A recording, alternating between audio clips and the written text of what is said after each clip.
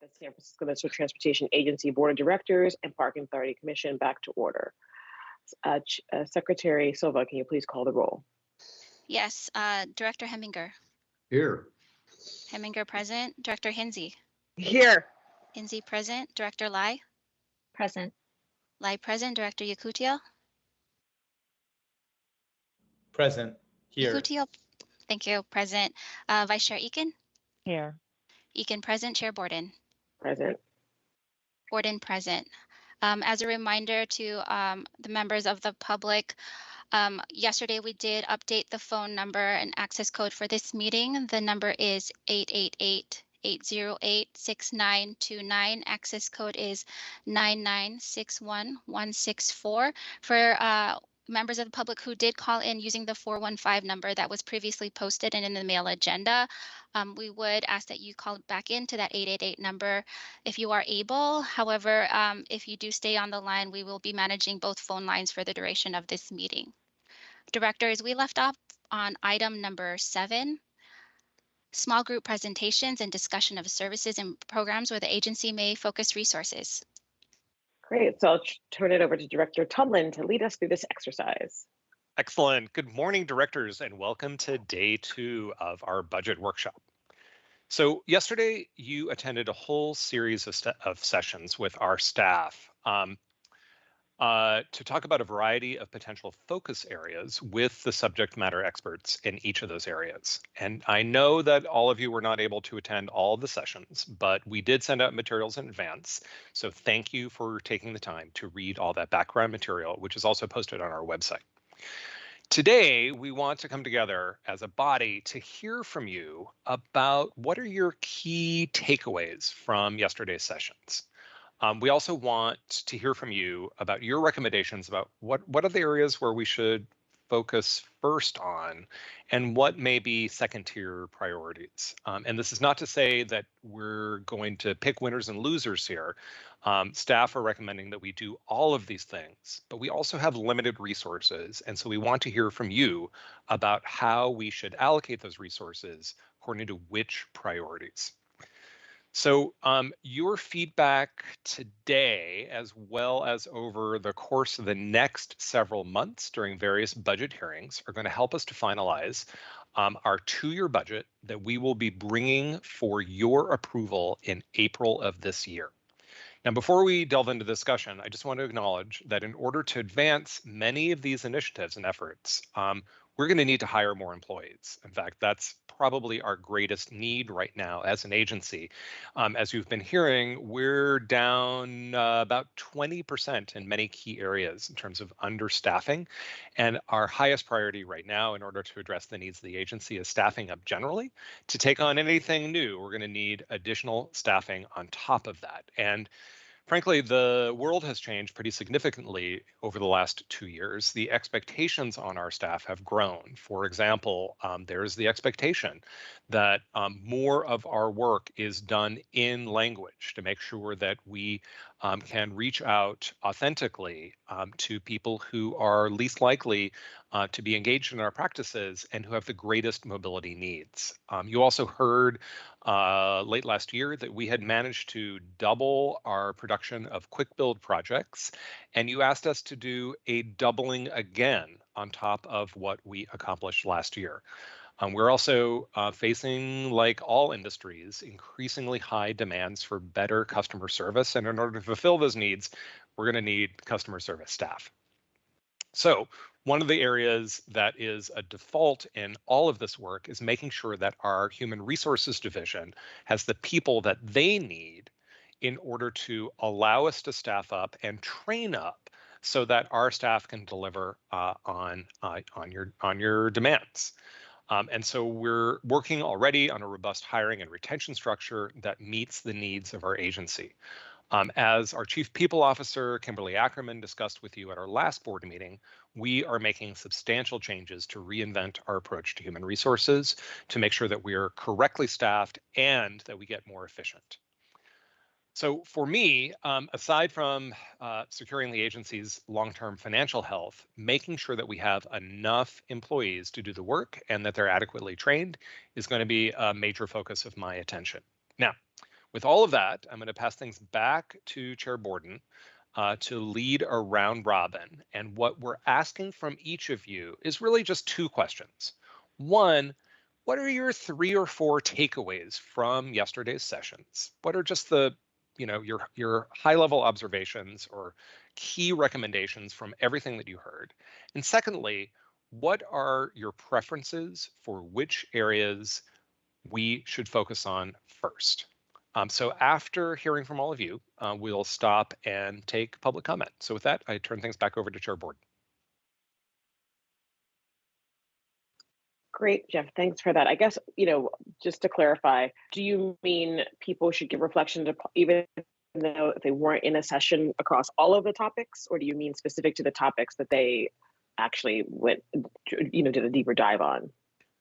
So you have the background material on some topics. So some of you may have already invested time in understanding some of the key areas. So you did not go to those sessions, but instead went to other sessions where you didn't know. So I don't want to constrain you. If you have feedbacks about our key priorities, bring it on. Perfect. Well, I'm going to start with Director Eakin because she has it's time sensitive for her. And let her begin the round robin. Okay, and I will admit I'm somewhat biased to the topics I discussed yesterday as opposed to the other topics, so take that for what it is. So I will speak first on Vision Zero. That was the first breakout we had yesterday, which was not enough time to discuss Vision Zero. And I would just say, one of the staff's discussion questions was, how should we choose among these different investments? And I guess I just want to say I really want to push back on that premise to begin with. If staff is saying we need to do all of this to hit our Vision Zero target in 2024, then I want to give the recommendation that let's find a way to do all of these things, and let's find a way to have funding for all of that. And if there's board discretion to tap into certain pots of funding and we have a 2024 deadline, now seems like a really good time to make a special investment in this area. We also talked a lot about enforcement and wanting to have more conversations with the police department and what are the enforcement approaches as we push for automated speed enforcement in Sacramento, knowing that will be possibly more years till that gets done. How can we work on enforcement now? One thought I'll just raise for this board's consideration that I threw out yesterday, and again, I want to invite all the creative thinking we can, was just that it never feels we have enough time to discuss Vision Zero, given this is a crisis. And so could we think about a board subcommittee on Vision Zero that would really give us the time for those of us who are just sick every time we hear about another person dying just trying to cross the street, to really dive into this. And that's one idea. I don't know if that's the right idea, but I want to invite all the creative thinking and how do we really leverage the interest and enthusiasm on this board for this topic, given we have this very short upcoming deadline. Secondly, on Muni Forward, I don't know if any of you saw recently in the paper, there was a San Francisco resident who had moved away from the city for a while and came back and was just blown away by the Slow Streets network. And decided to kind of create his own typology of the streets with the lens of his 3-year-old. And he's a skier. I don't know if anybody saw this. He's a skier. And so he used that typology of a green circle that's a bunny slope that's a very easy street to bike on. And so he painted green some of the streets like JFK or Great Highway that his 3-year-old can on his own safely ride. And then he did blue squares for a little bit more advanced, and he put the slow streets in the blue squares. Like you sometimes still have to negotiate with traffic. He wouldn't put his 3-year-old there. I thought this was a really interesting model. I encourage folks to take a look at it. And one thing that occurred to me also, he then painted red all of the high injury network streets that were like, do not ride here, whatever you do, these are the dangerous streets. It occurred to me as I was reviewing the Muni Forward network that there's quite an overlap between the places where we want to run transit, put in fast transit only lanes, and those high injury network corridors. And I think about Geary Rapid as a model for that. That was a really successful on-time, on-budget project that was both a transit expediting project, but it's also a street safety project and had very significant pedestrian safety improvements. So I think this model of Geary Rapid of a fast implementation, affordable, on our high injury network streets, that could both speed transit and address our high injury network challenges. This is just like a really promising model that I want I want to think about both for transit service and for Vision Zero. On customer service, I really love that. I think it's Brent Jones and Julie Kirschbaum were with us yesterday. We need a vision for what excellent customer service looks like. We may not have the money right now, may not be able to do it all technologically, but we need to know where we're going. We need to signal that to the public. This is what we want it to feel like to be a customer. We want you to be able to give real-time feedback. We want to feel safe and secure for you to ride transit. We want to make sure that you're heard and that really we're operationalizing your feedback. And Director Lai and I spoke about how we really want to address that there's almost nothing more important than people feeling comfortable riding Muni, both security issues that they're going to be safe, but also we need to get the data out there. Director Tommy, you speak compellingly that riding transit is a safe experience. We don't have a lot of data showing that transit has been linked to super spreader events. I don't think the public has really gotten that message. So how can we put the data out there and message and make sure that people understand that we're doing everything we can to make that a safe experience? And then finally, just on the Office of Racial Equity and Belonging, one of my key takeaways is Josephine is unstoppable. And she's an incredible resource for this agency, and really excited that she's going to build out her whole team. The one piece that I want to talk, well, two pieces there. One is the right focus for this first year was really internal, but really looking forward to how we build out the racial equity policy team so that the recommendations that are brought to this board already have that lens of the racial equity policy analysis, and we can see how these decisions we're making either advance or possibly hinder our racial equity goals. And that can be something that we take into account in our decision making. So that's going to be a real value add for the board. And the other piece I just want to raise there, and Director Tumlin, you raised this in your first remarks yesterday, is the staff stress and fatigue. And that is something I think should be kind of at the top of our list, because we are nothing without our hardworking staff. And if we can't ignore the fact that the staff has been through trauma over the last 2 years, some of them have just never taken any vacation, just kept showing up. We have to just not continue down business as usual. We have to find a way to pause and allow people to rest and recharge, recognize them, reward them for their hard work, and just provide the resources that Ms. Ayankoya was talking about in terms of trainings and counseling and whatever it is that our staff are needing. I think we have to invest in that critical resource. So thank you for allowing me to share some thoughts. Back to you, Director Borden. Thank you so much, Director Eakin. Director Hinsey. All right. And in full disclosure, Director Eakin and I attended quite a few of the same workshops. So this is going to be a speech on similar topics.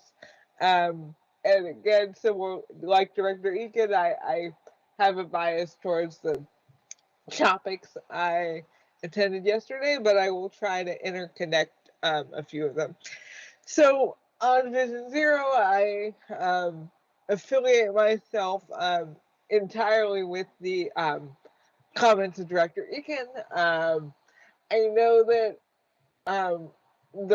if the bonds pass, they will sort of get us on the road to further funding the kind of capital side of Vision Zero, but I know that we don't like to make those kind of assumptions of things, passing or not passing. So I think it's really the responsibility of this board whether or not those particular funding sources pass to find resources in the budget or wherever to tap into to sort of really figure out innovative ways like slow streets, like community alternatives to enforcement, like safe routes to school and those type of educational and also engineering programs. I will just put in a plug that the safe routes to school funding is ending in November, and that's kind of really a key program because we want our kids and our students to really sort of build that culture of safety. And the other thing I'll say is on enforcement, I wonder if there is also an educational piece there with some of the pilots going on, for example, in the Tenderloin and those and such other neighborhoods, to expand those. So really trying to tap into creative thinking. And we know that our staff and that we met with yesterday and their colleagues all have creative ideas to really help us get to zero. So and we need all the tools that we have. And I'll just also add the speed safety cameras. I think we should really do all we can, as we did last legislative cycle, um, to push for that. And I would also um, join Director Eakin in her push for a Vision Zero committee of the board, and I think we really need to do all we can there. On customer service, I was um, very impressed with Brad Jones's kind of integrated vision, if you will. One of the things that attracted me to that session was that I'm concerned when I read stories in the paper or see things in the press that say um, that when there are incidents on Muni, so I really value the safety of the customer experience, and I know that was I think an aspect of their budget proposal, kind of a customer engagement liaison, if you will, that would ride could ride someone's of the system.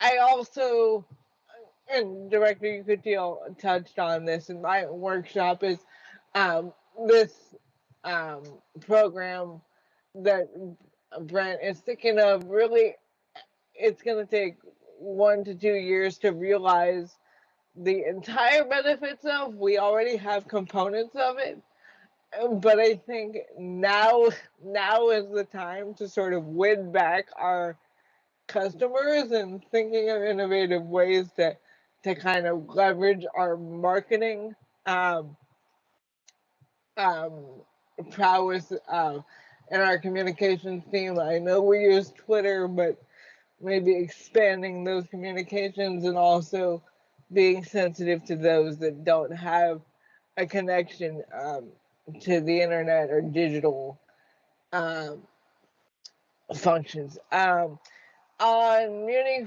Forward, again, I go back to the connection Muni Forward projects to Vision Zero projects, and I also um, um, Sean talked about this being the year of the rail.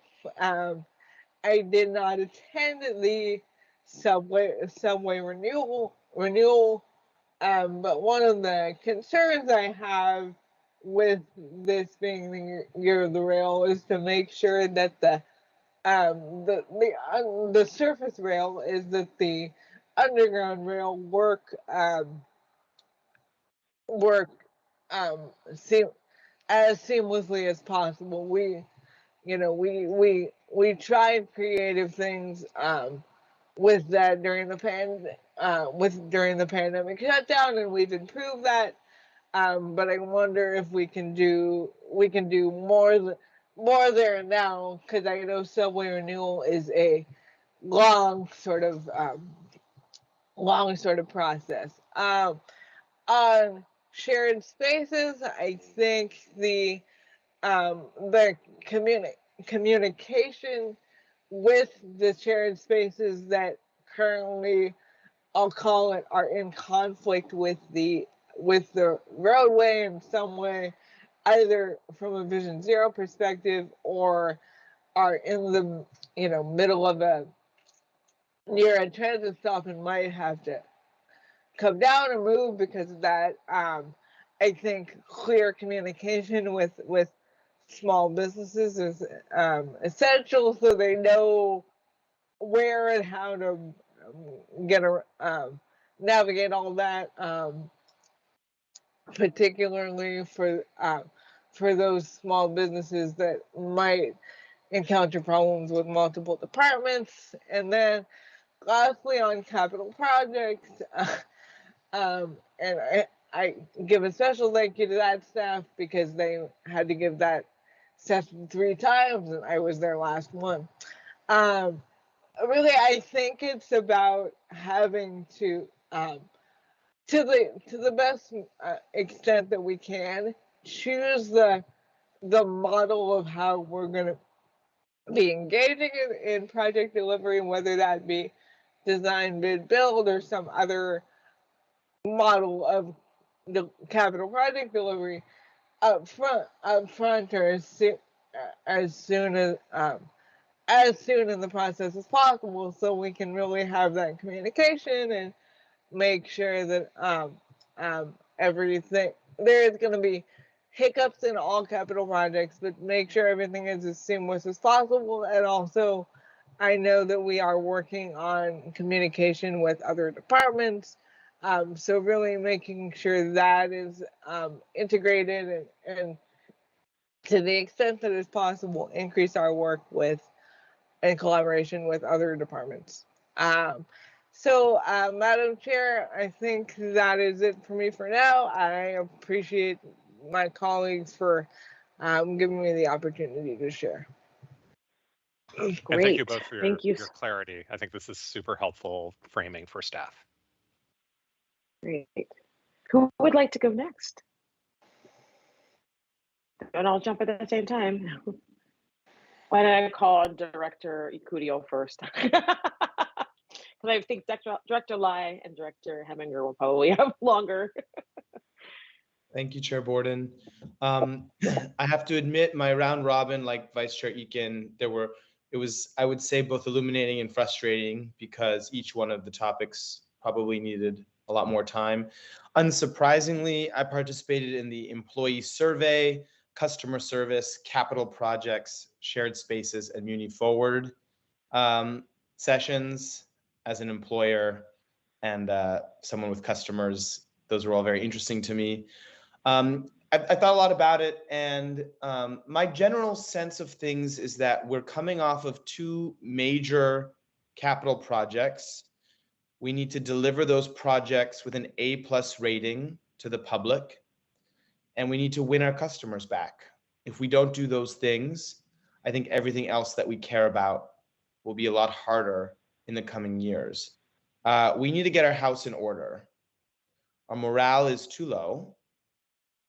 The fact that a majority of people are not happy about the agency, 48% didn't express approval now, and that's lopsided in different departments, is worrying to me. The fact that we have a lot of hiring to do that we haven't done, there are internal comms issues, and there's community building that's definitely necessary after the last 2 years, means that I do believe it should be a priority to get our internal house in order. That should be probably a top priority for us. Now, that means we need to make you're right, there are trade-offs. And I think pausing, delaying, pushing out any large capital projects until we do get our house in order is one of those trade-offs that I believe we should make. Just get the current ones that are in the pipeline done, focus on hiring well and keeping our workforce happy. I think we should use the coming year and maybe 2 years as a reflection on what's working internally and what's not, and to make the hard choices to fix what's not. We have made a lot of changes to our streets in the last 2 years. We've actually accomplished a lot. We saw that in Muni Forward between the transit-only lanes. We had the shared spaces, slow streets. We've done a lot of work on our track. Let's take the next 2 years to make those changes successful, to make them beautiful and make them work well. I'm really proud of how productive we've been in the midst of a pandemic while keeping our workforce safe. And I think now, and I'm thinking about this, frankly, in my own house as an employer, as a small business owner, we survived the damn thing. Now I gotta fix the wreckage a little bit. You know, how do I get my whole system in place, and how do I learn from what I did over the last 2 years so that I can thrive in the next 2 years? And finally, you know, customer experience is a high priority for me, and I think it should be for us. Our bus shelters need to be gleaming and spotless. The prediction system needs to be without failure. Our buses and rail cars need to come on time. Our stations need to be clean and inviting. We need to beef up our social media and customer feedback presences to bring our customers into our work and constantly improve. I think we're doing a good job, but I think frankly, we need to be doing a great job on this particular aspect if we're going to win our customers back. It's kind of like Ben and Ted's presentation at the top of the budget workshop in terms of like what San Francisco needs to do. If we don't bring our tourists back and we don't bring our visitors back, it doesn't matter. You know, that's 40% of our workforce, and so we need to win our customers back. And so I really just, you know, I hope that is, as you know, Jeff, as you think about steering the agency, and Julie and Tom, you know, we need to bring all those people back. And so I think customer experience, speed of travel,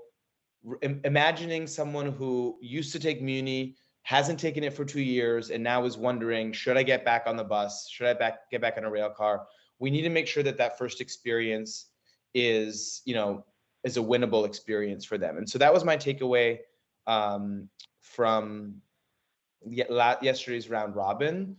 It's customers, it's cleanliness, it's getting our internal house in order, reflecting on the last 2 years, finishing these 2 big projects, and then just kind of, you know, getting everything ready and together so that, you know, we can thrive a few years from now once all those things are taken care of. That conclude your remarks? Yes. Thank you, Director. All right. Director Lai or Director Heminger? Anyone burning to go first? All right, I'll call on Director Lai. Ladies first. Yeah. Thank you, Chair Borden. I definitely agree with my colleagues that yesterday was, you know, I regret not being able to attend basically all the sessions because all of these topics are so important, and definitely similar feedback. Didn't feel like I had sufficient time with you know, any of the sessions really to get to the heart of the topics. I'm grateful for, you know, us testing this format out where we can have concerted time on each subject, but I also feel like it's important for us to like engage with all the rest of the board members on each of the topics, and hopefully today we'll get to have some of that. It's going to be a real challenge to get all my takeaways down to 3 or 4 points, but I think I can group them together. Again, this is not going to cover, you know, all of my sentiments across all the subjects because there are so many sessions. I think there's like, what, 12 different topics or something. So I think first and foremost, my biggest concern, which I feel the other directors have already highlighted, is really about our housekeeping, as Manny put it. It's really about, you know, I feel like we have a scalability challenge on the operation side as a business, as an enterprise. You know, and scalability is really about capacity and capabilities. I personally feel like we have very talented staff. We are a capable group of people. Capacity to me is the bigger challenge. Yes, there are some spot instances where capability is perhaps not quite aligned with the task at hand as well. But to me, we need to be really focused on fixing that. So, you know, I feel like in the last couple of years, MTA has been increasingly asked to grow and stretch our services with a declining set of resources, including, you know, less staffing. And I think as any business person will probably appreciate this, that, you know, you're setting yourself up for failure when you're not keeping pace with your capacity and the demand on, you know, basically the growth, right? So, you know, at this point, I am really questioning whether or not we have the sufficient good governance sense and expertise in-house to really get everything under control. Because quite frankly, and I think I've expressed this even in the last hearing about our hiring process, and I understand, we have a lot of layers and restrictions on how that works, but we're not really making enough progress, I feel, to really address a lot of our capacity constraints. And obviously, a lot of our cultural concerns about the agency, our meeting service needs is all kind of tying back to our understaffing situation. So this is definitely something that is top on my focus. I think, I need to personally better understand our hiring practices and vacancies overall. It was a really good start to hear from Ms. Ackerman last hearing, but there are still so many questions as to like why we're not performing better in the hiring process. I think a lot of the conversations that I was part of yesterday, it all kind of related one way or another to staffing, right? Like having sufficient resources, appropriate staffing, including on communications and outreach, service quality, even apprenticeship, which I wasn't part of, but clearly there's like a pipeline situation that we have to fix. Definitely safety and security of our riders, which Director Eakin already highlighted. And that's a topic I've harped on quite a lot, which is, the satisfaction and the sense of safety for our community, particularly, quite frankly, the continued anxiety from the API community with the, attacks, the six-fold attacks that we've seen in last year. It really is hurting our brand and our ability to, I think, as Director Ukiel put it, bring our riders back and make and basically meet their needs. So that's the first batch. That's the first topic for me, really related to hiring. Second is, I think we really need to revisit the assumptions of our equity strategy. And I feel like we have done a really good job aligning our execution in the past year or 2 years in, for example, bringing back in service restoration, aligning with our equity goals and, aligning with the communities of concern.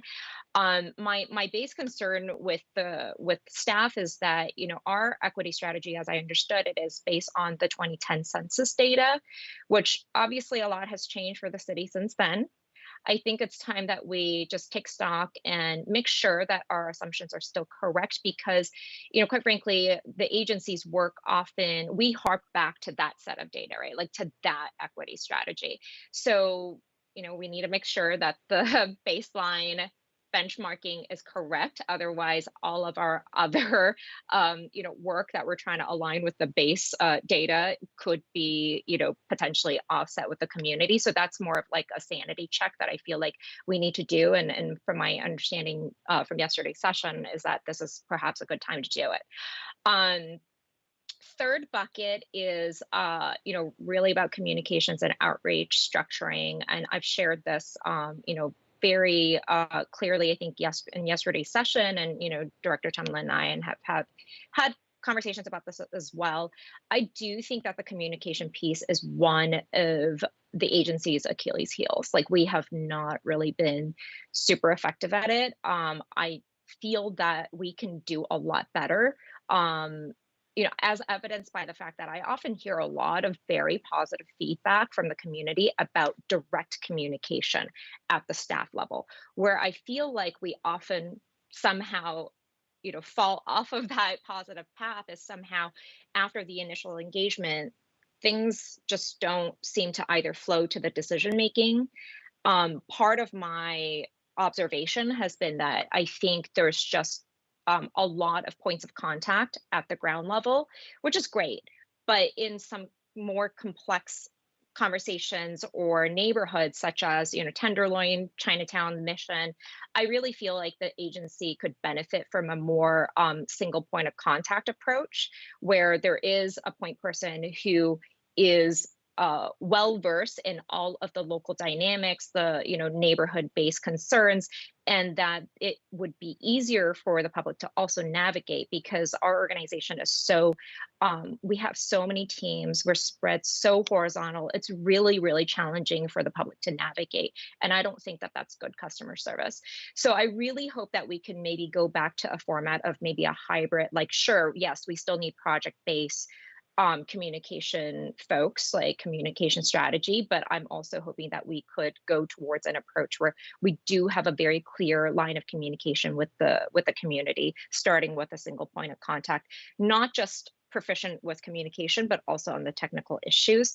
And I think as a related point to that, I find it interesting that our primary funding, because this is the budget workshop, so talking about budget now. So our primary method of funding outreach is project by project. So project-based budget, and then we take the project budget and allocate a little bit to community outreach or engagement. I feel like there's a couple of like challenges with that format. First of all, you're doing project by project outreach, and that's how it's funded. It definitely does present some like cross communication, cross team communication challenges, because everybody's like staying in their project based team.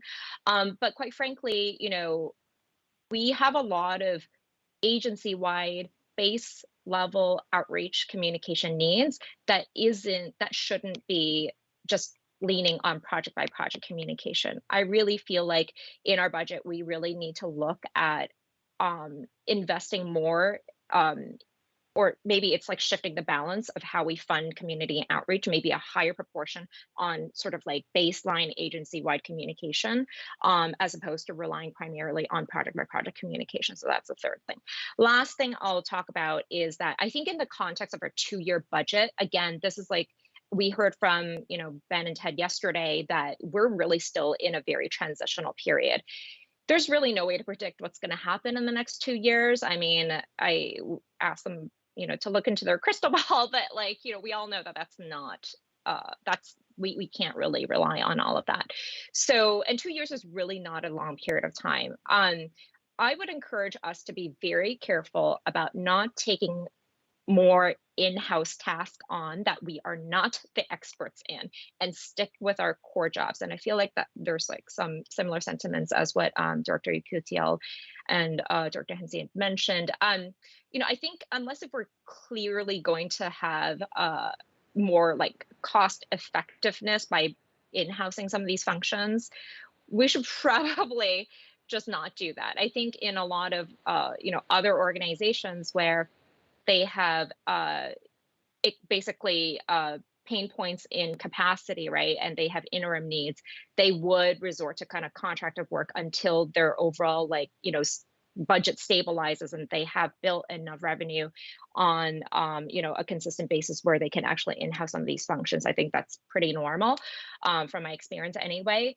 And so, to that point, I would say for the digital curb work, project delivery work, even with maybe how we interface with, shared spaces, the process, I think we need to really take stock of what are the core functions of MTA, what is really our core mission, and what are the functions that maybe we shouldn't volunteer for so much, or maybe try partnering, like leaning on external either agencies or external entities, like private entities, to assist with. I'm actually super interested and excited about our digital curb conversation, and I do feel like that is the future. But again, I feel like we have so many challenges with just getting caught up and like fixing the system we already have and doing our core job, that I'd be really reticent to continue to expand and stretch ourselves even thinner in the next 2 years. I hope that we can get over our financial hump, in the 2-year time frame. It's probably going to take a little longer than that for us to stabilize as an agency. But until we get to that place, I'm just really hesitant to keep kind of honestly digging ourselves further in our financial hole. So that is the 4 topics that I wanted to chat about. But I would also add that I would love to maybe have additional briefings with staff on topics I wasn't able to attend. And perhaps there's already a format for that later on in maybe our regular hearings. But thank you for listening. Appreciate this. Thank you. Thank you, Director. And then last but not least, Director Heminger. Bringing up the rear here. Madam Chair, I'm going to challenge your expectations and be very brief. And in fact, Sharon did me a favor because her fourth point is my first one, which is our staffing situation. And I would be extremely leery of using this occasion to bulk up, even if we have lots of needs, of which I'm sure we do, because the revenue side of the picture is so uncertain. For starters. And secondly, I think we need the discipline of comparing inside versus outside as a way of metering the demands that are placed on the agency. And look, I know that has a political valence in our city and in our government. But I think it's a discipline we need to have, and that in my experience with city government, not just with MTA, it's missing in too many respects. So I endorse Sharon's ideas on that subject, and hope that that can be part of our budget conversation. Because, you know, look, when we hire somebody, we hire the pension, we just hire a whole lot of cost. And we don't necessarily do that when we hire outside. The second point I wanted to raise is really not specific to any one of these breakout sessions or themes, but it's a pattern I observed in the ones that I attended. And very often we were presented with lists of projects that had some unfunded need in terms of revenue. And it left me dissatisfied for a couple of reasons. One is very often it was very opaque about where these projects came from. How do we pick projects? And this 19th Avenue subway, just to use an example, keeps popping up. And I'm worried that before we know it, we're going to be the proud parents of a $5 billion ditch. So on that one in particular, I do want to try to hunt it to the ground and figure out what's pushing that idea and why.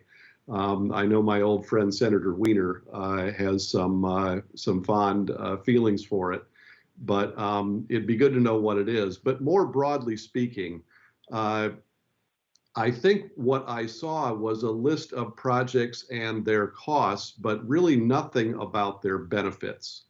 And it strikes me that when you put the two together, and Jeff is very familiar with this, you have a benefit cost framework that can help you prioritize, not only within these categories, but even more importantly, across these categories of projects. And I think that is also a place where we need to do better. And maybe some of it's being done and it's just not apparent to the board. But I think it would be good to make it apparent to us, because I think it'll give all of us, including me, greater confidence that if we are going to undertake another tunnel here or there, that we're picking the right one, and not just painting by number on the supervisorial districts. So that's the other major comment I had, and I think it probably applies beyond the subjects that we are dealing with in this workshop. And again, it's a discipline that I think we are, and by we I mean like government. It's not just MTA, but it's a discipline I think we're lacking. Thank you, Madam Chair. Thank you.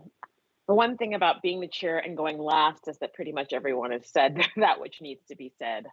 I definitely want to associate myself specifically with the comments of pretty much everyone, but I think the number one issue I spent most of my time in sessions related to internal HR operations kinds of things. And I can't emphasize enough how important it is to clean up your own house first, get that in order to do the rest. I mean, we were having a conversation, Director Eakin talked about customer service. Customer service suffers when staff is stressed and not able to, doesn't have the resources necessary to do their job.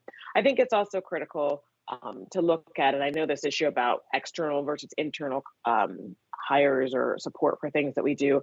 I think we really need to look at where do we need to build internal capacity that extends across projects and get away from the siloed project management approach that we have right now that doesn't really make sense, that's project specific, but not across things. Because I think that we lose a lot of information and a lot of resource there, and it's just really confusing. I think it's really important if you can have someone who sees through a process of project management across things as opposed to in one siloed area. It can be much more effective in that way. So I just, whatever we do in terms of how we structure our internal, I think it's critical that we make sure that we have the capacity in the areas where we know we will need ongoing support and staffing. And so very much supportive of everything from our apprenticeship programs to, programs in project delivery to bring on more staff. So 100% agreement in that area. The second area, and that's related to project delivery, which is related, it's a staffing issue, but it also is a trust and community building issue. I think it is, we really need to strengthen our work in that area, really focus on how we can better communicate the things we're doing right, how we are improving our process, and then actually making sure that we have people on board to do that across the board. So I think project delivery of our existing projects and getting that right and perfecting that is first and foremost before we look at tackling bigger and newer projects. And so I personally haven't even really thought about digging through all those different lists of individual projects. I think that's a completely different conversation after we shore up the base, which is our house, the house of SFMTA, and get, restore public trust by being a better agency, better communicating, like the communications issues, which again, also related to internal. I was very supportive of the notion of a public information officer. My only issue that I had or that I brought up is I just want to make sure that whether it's a public information officer or an outreach kind of person, that role needs to be inputting or receiving input and doing something with it as well as giving information. I think what we really need is the feedback loop, not someone who's totally focused on just getting information out to people, but also taking that information back into the agency to help us better do our jobs, let us know what's going on the ground so that we can recalibrate in that way. So again, I think that there's across the board agreement with what my colleagues have said. I'll just put a little plug in with Vision Zero. I think Vision Zero is probably one of our more affordable projects in terms of the larger projects that we can deal with, and is part of our core mission in keeping people safe. So keeping that as a top priority among projects that we pursue, I think is critical before we start endeavoring into planning any big new sort of capital undertakings like a 19th Street subway or 19th Avenue subway or others. So those would be my thoughts and preferences. And I want to thank all my colleagues for their great remarks because it just made it a lot easier for me. So with that, I'll turn it back over to you, Director Tumlin, to make final comments before we open it up to public comment. So first of all, thank you, board members. This was very helpful to all of us. Staff have taken great notes. And if I may, I think I have heard 4 key themes that almost all of you spoke to, at least in part. The number one theme is supporting the staff, making sure that we're, putting on our own oxygen mask before helping others around us, making sure that the staff morale issues are addressed and that people have the resources that they need. Pretty much all of you spoke to that, most of you as your first priority. And so that is really, really clear direction. And I think probably everyone in the agency would agree. Second key theme that most of you spoke to was customer service, better customer communication, building trust with the electorate, bringing back customers. Part of that is just how we do things, but it's also how we communicate with the public. Again, like really, really good to hear that as a key priority. Something else that most of you kind of hinted at as well is simply just about delivering work well. Somewhat related to customer service, but just doing things right rather than doing things in a rushed format. And then most of you spoke, at least in part, to Vision Zero. Several themes we heard there, including just moving quickly, moving affordably, looking at our slow streets, focusing on kids, using our Muni Forward projects to advance Vision Zero. But it sounds like, you know, those were the four main themes that most of you spoke to. And then, of course, there was a lot of additional detail that we will take and try to integrate into our report. I think one of the challenges that we're going to face with all of you is, I think you are all recognizing that the agency is stretched too thin at the moment. And yet most of you also want us to do more. So that is a tension that we will continue to address, both to address our long-term financial challenges, as well as staff morale, as well as the importance of doing work well communicated and with quality. So part of what we'll be bringing to you in the coming several months is some additional thoughts about ways in which we can make our work more efficient and effective. There are some ways, or there are many ways during the pandemic where we got a lot more efficient and effective. We think there are some additional ways that will require some structural and rule changes, but we are eager to bring those forward both to you as well as to the city as a whole. And of course, there's also a lot of follow-up notes that we have for specific questions that you've got. Did I miss anything? Is that a reasonable enough summary for now? I think that pretty well captures it. Okay, thank you all. I think we're ready to go on to public comment then. Public comment, great. So for members of the public who are on the line and like to speak, we did update the number from yesterday to the typical 888 number that we've used in the past. That number is 888-808-6929, access code 996-1164. I tried to read it a little more slowly, hoping people can get it. And so again, now is your opportunity to comment on the discussion that board members just had. And of course, if you were in one of the sessions yesterday and you heard things that you'd like to speak to, you may do so at this time as well. So we will open up the lines. Now I'll let Secretary Silva manage us through this. Yeah. So we'll be managing two lines. For the callers who joined the 888 number, you can dial 10 to enter the queue. For any callers who joined using the 415 number, please dial *5 to raise your hand. And Chair Borden, I'm going to begin with the callers, the 415 callers. I see one hand is up. Yeah. Going to go ahead and allow Mike. Hello. I think you are on the, no, that doesn't seem to be there unmuted yet on my, at least it doesn't show on my list. Hello, you are now unmuted. Hello. You're now unmuted. Hello. I can hear. Hello. Can you hear me now? Yes, we can, Mr. Pilpel. Mr. Pilpel. Okay, is it 2 minutes or 3 minutes? 2 minutes? 2 minutes. Okay, so let me be very quick, and I can provide these notes later if that's useful.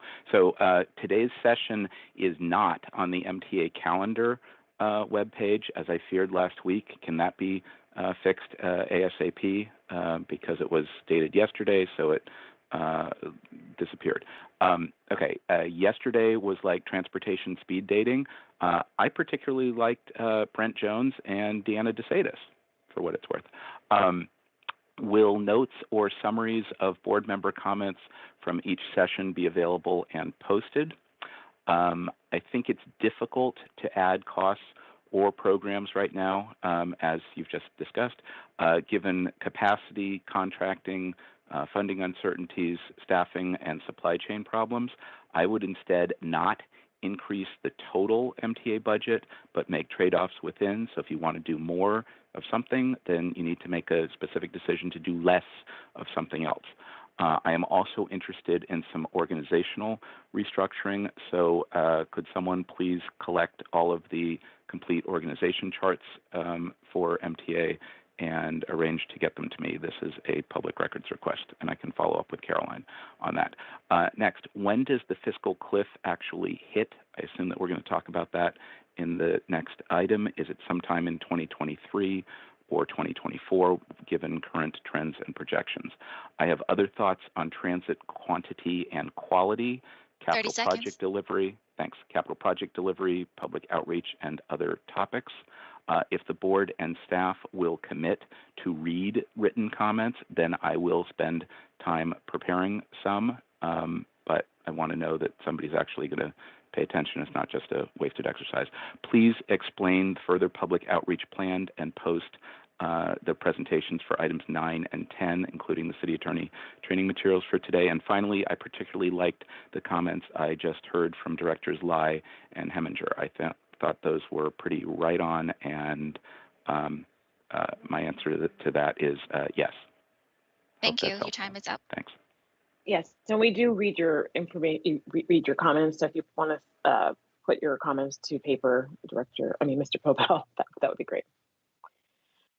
We have 2 other callers. Yes, next speaker. And I guess one just point of information, what in terms of the sessions from yesterday, they were recorded, so members of the public will make those live. So if you want to see any of the sessions that you didn't, what's the best way? Are we gonna just put them on the website? They are already posted on the meeting webpage. The names of the sessions are linked to our YouTube recordings of them. Great, thank you. Next speaker, please. I see another one on the 415 line, but it looks like they're muted still. Okay. You are now, no, it looks like they're still muted. For the caller who was in, Mike wasn't, go ahead, there we go. Hello, is that Mr. Mason? No. Can you hear me? Yes, yes. Oh, okay, Edward Mason. Regarding expansion, the 3 cars on the N Judah, the growth projections as mandated by the state of California legislation, transportation sustainability fee report of 2015 and not updated since that I've been able to locate, only had about $25 million annually coming from that.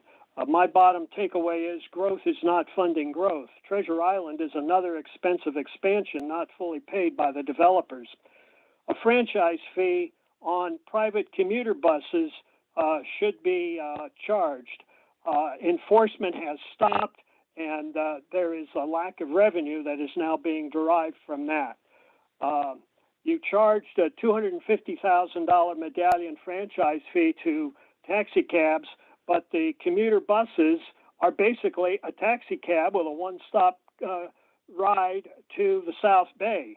So keep in mind that the Valley Transportation Authority attempted to establish a fee for use of their park and ride lots, which was shot down by a letter from the Silicon Valley Leadership Group signed by Carl Gardino about 4 years ago, saying that they would not pay the franchise fee, that was the rental fee that was established by regulation in VTA.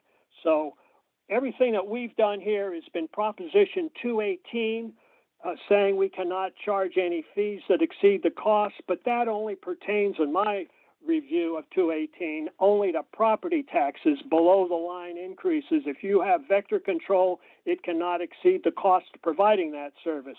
But these buses are riding now, as I've been documenting to you, without permit fees. They're not paying the stop fee. 30 seconds. They are just totally disrupting Muni, a lot of cases. And now with the pandemic, they're basically running empty. So there's a source of funding that is available to this board by having a franchise fee. Look at your utility bill, whether you're in San Jose or in San Francisco, you are charged on your PG&E bill a franchise fee. So for the privilege of operating in the jurisdiction. So these buses are operating here. They should be charged for operating and disrupting the normal flow of business in San Francisco. Thank you. Your time is up. Thank you. Our next caller, please. It appears we have one last caller using the 415 number ending 0673. Great. Hi, can you guys hear me? Yes, we can. Oh, hey. Hey, my name is Jaime Viloria. I'm a Tenderloin resident and community organizer. First off, thank you for the workshop yesterday. And I wanted to speak on behalf of the Coalition to Restore Muni, where we have been pushing not only for service restorations, but also for robust community engagement, particularly that a lot of what we have gone through may have been avoided if the latter was met. From yesterday's workshop, it seems like outreach is lacking and dependent on each project with seemingly no minimum requirements. We asked the SFMTA make robust outreach a priority in order to fill the trust deficit from San Franciscans when dealing with SFMTA. We asked that all ideas be considered and actualized, like creating neighborhood liaisons, working with neighborhood CBOs or CBOs serving the most marginalized communities, utilizing existing network and creating outreach where equity is the baseline. Making this a budget priority would be beneficial for writers and SFMTA staff, as we know that their morale is currently low, overworked, and have to face angry writers in meetings, social media, and in person. We want a more honest, transparent, and accountable SFMTA rather than being nebulous and Kafkaesque.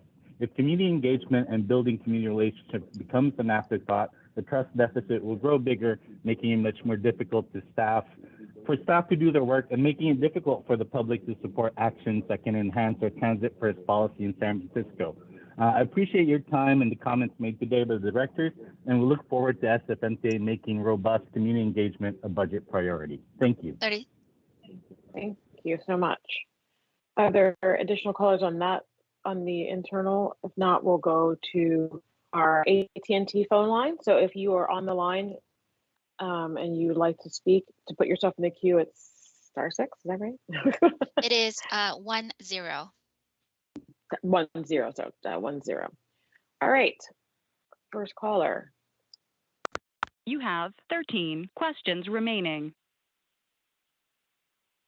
You are now unmuted. Hi, I am Flo Kelly, and I live in District 9. I volunteer with the Coalition on Homeless, and I do outreach to people who have made their vehicles their homes. I want you to know the Stop Poverty Tows Coalition is alive and well. At the meeting on May 4th, 2021, the MTA board asked the MTA staff to present to them data in order to determine or recommend policy based on more specifics. There were questions regarding issues about a clear process for distinguishing between an abandoned vehicle versus one that is lived in. Also, racial and poverty equity issues were of interest to the board regarding our neighbors who live in their vehicles and live in fear that they are going to be towed.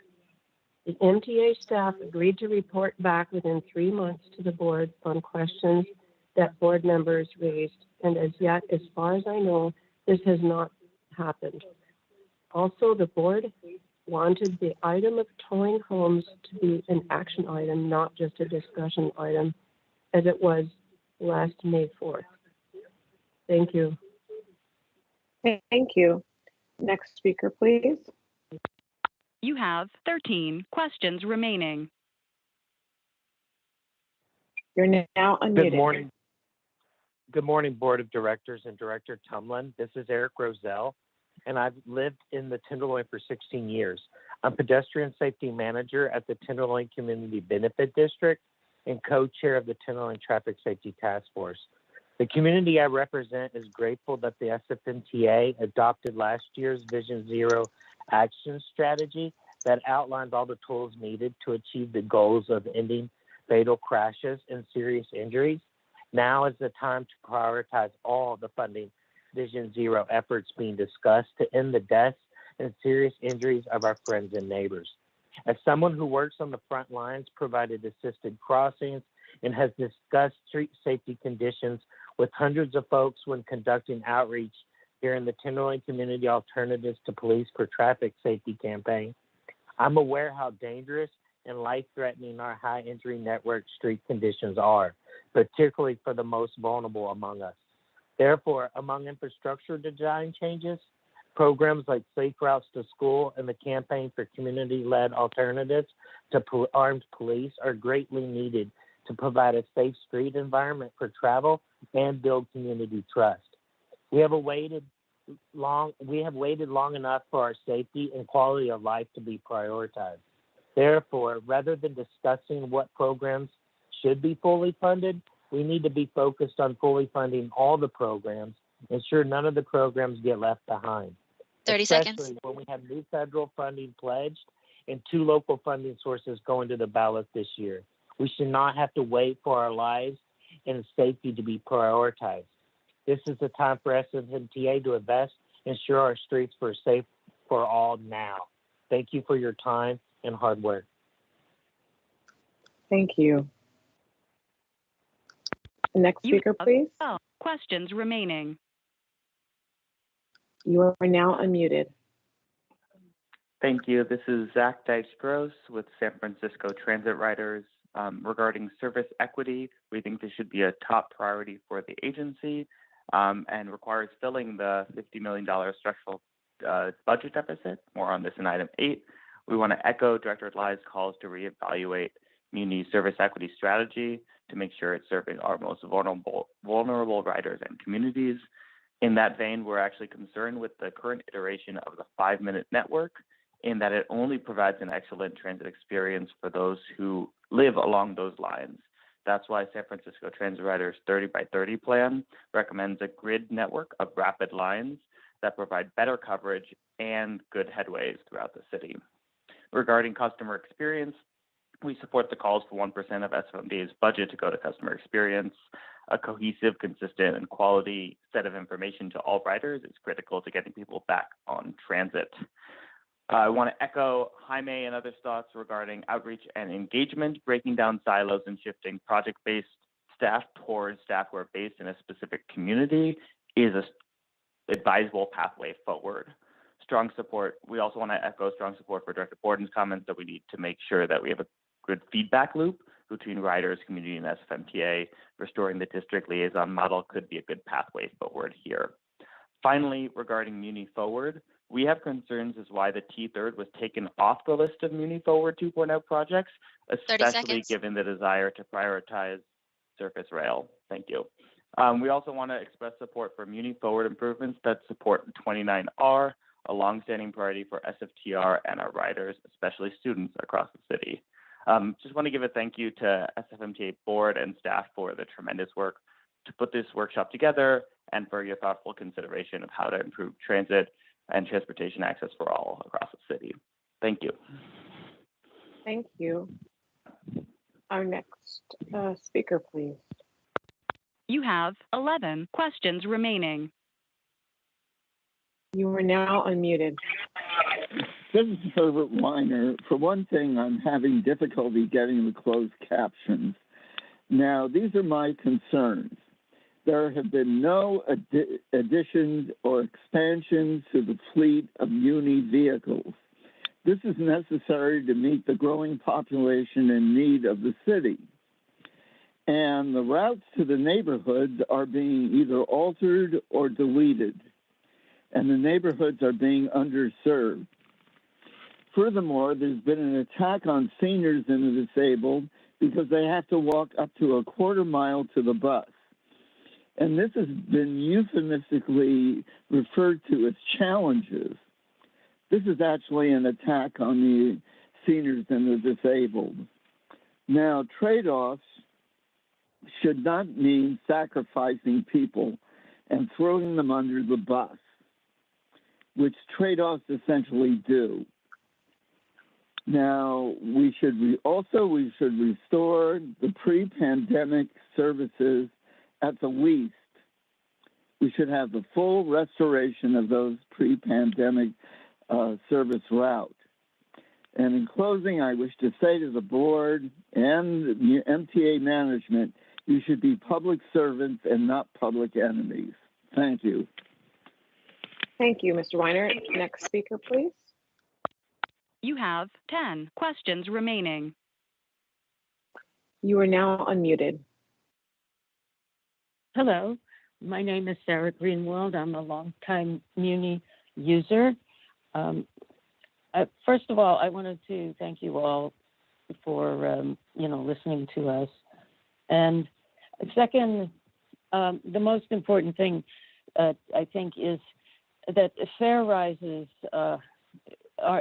must be off the table at this time, because first of all, muni riders are climate heroes and deserve to be treated as such, not to be asked to make up for the loss of funds that is not their fault.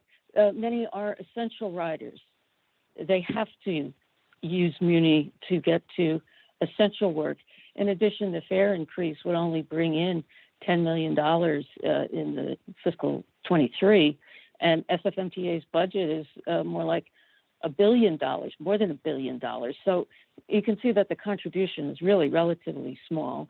It will alienate the people whom the San Francisco Climate Action Plan has said, we got to get them out of the cars onto the bus. You will need the political clout to help make that happen. So I strongly urge you, and I was glad to hear much consideration about what can we do now, what can we put off till later.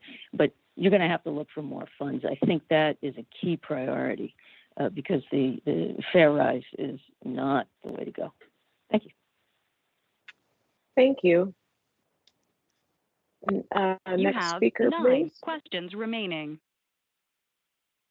You are now unmuted.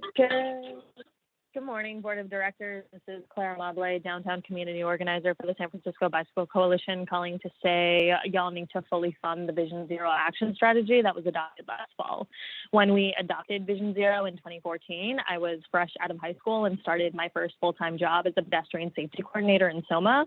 And since then, we've been averaging 30 traffic deaths a year, and that shows us we are not doing enough to prevent senseless loss of life. We know quick builds are the most bang for your buck projects. They increase safety quickly at an inexpensive price. In the last 2 years, SFMTA prioritized street safety in the Tenderloin with 3 quick builds, COVID block closures, a no turn on red pilot, and lowering the speed limit to 20 miles per hour. Huge shout out to the Livable Streets team. As someone who was born and raised in the Tenderloin, the streets are incomparable to what they were. Though there is still more to be done in the Tenderloin, other neighborhoods deserve the same amounts of attention and prioritization. The Vision Zero action strategy would allow that to happen in places like the Southeast, the Fillmore, and Chinatown.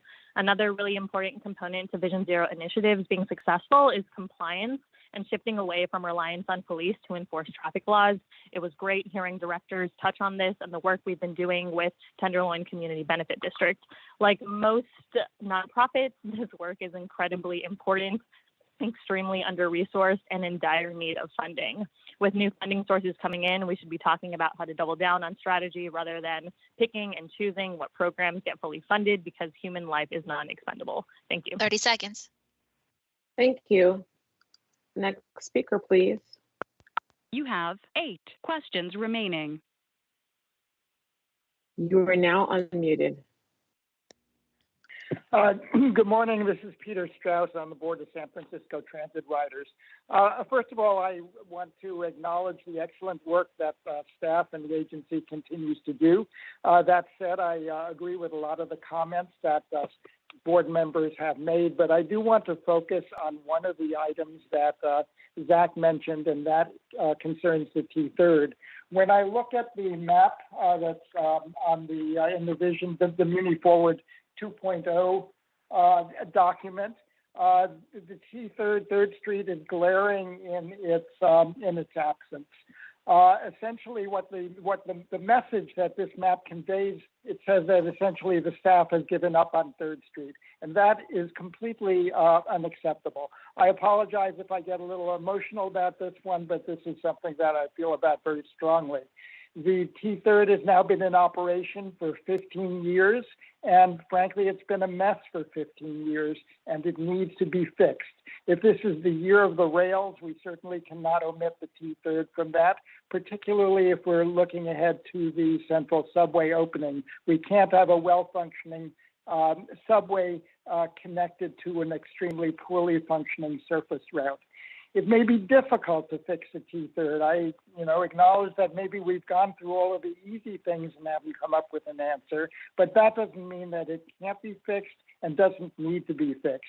For 30 example, seconds.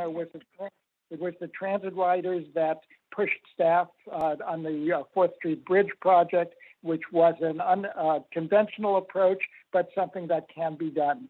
I urge the T3rd to be reintroduced into this program. I urge the T3rd to become a priority, and I urge the board and the staff to make sure we finally fix this line. Thank you. Thank you. Next speaker, please. You have 7 questions remaining. You are now unmuted. Good morning, Chair, Board, and Directors. My name is Kathy DeLuca, and I work for CLC, a member of the Coalition to Restore Muni. One of our coalition's asks is robust community engagement, so I'm calling to urge you today to make outreach a budget priority. First, I want to thank outreach staff. You all work so hard at an almost impossible job, and I know we advocates, including me, give you a really hard time, but we do appreciate you. But the huge problem is that the outreach team is severely underfunded and understaffed. So first, the agency is going to need a lot more money for outreach. That'll allow more staffing. Right now, the external communications team is super small, 39 staff for about 80 projects. And that doesn't even include the projects in the streets division that don't use staff from that team. The outreach team could easily be tripled at the MTA, and it still wouldn't meet the agency's needs.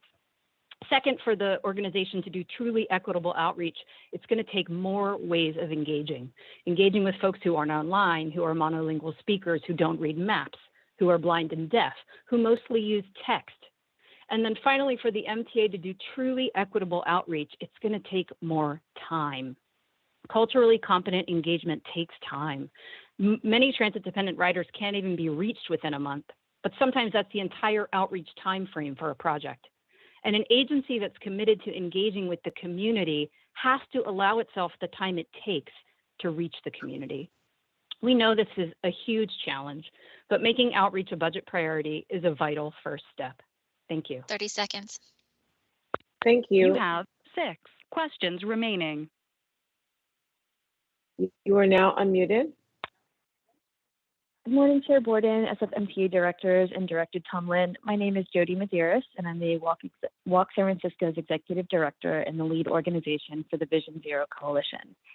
The city passed a very measurable and achievable Vision Zero action strategy last fall, thanks to the SFMTA staff who worked hard on creating a plan to turn the tide on traffic violence.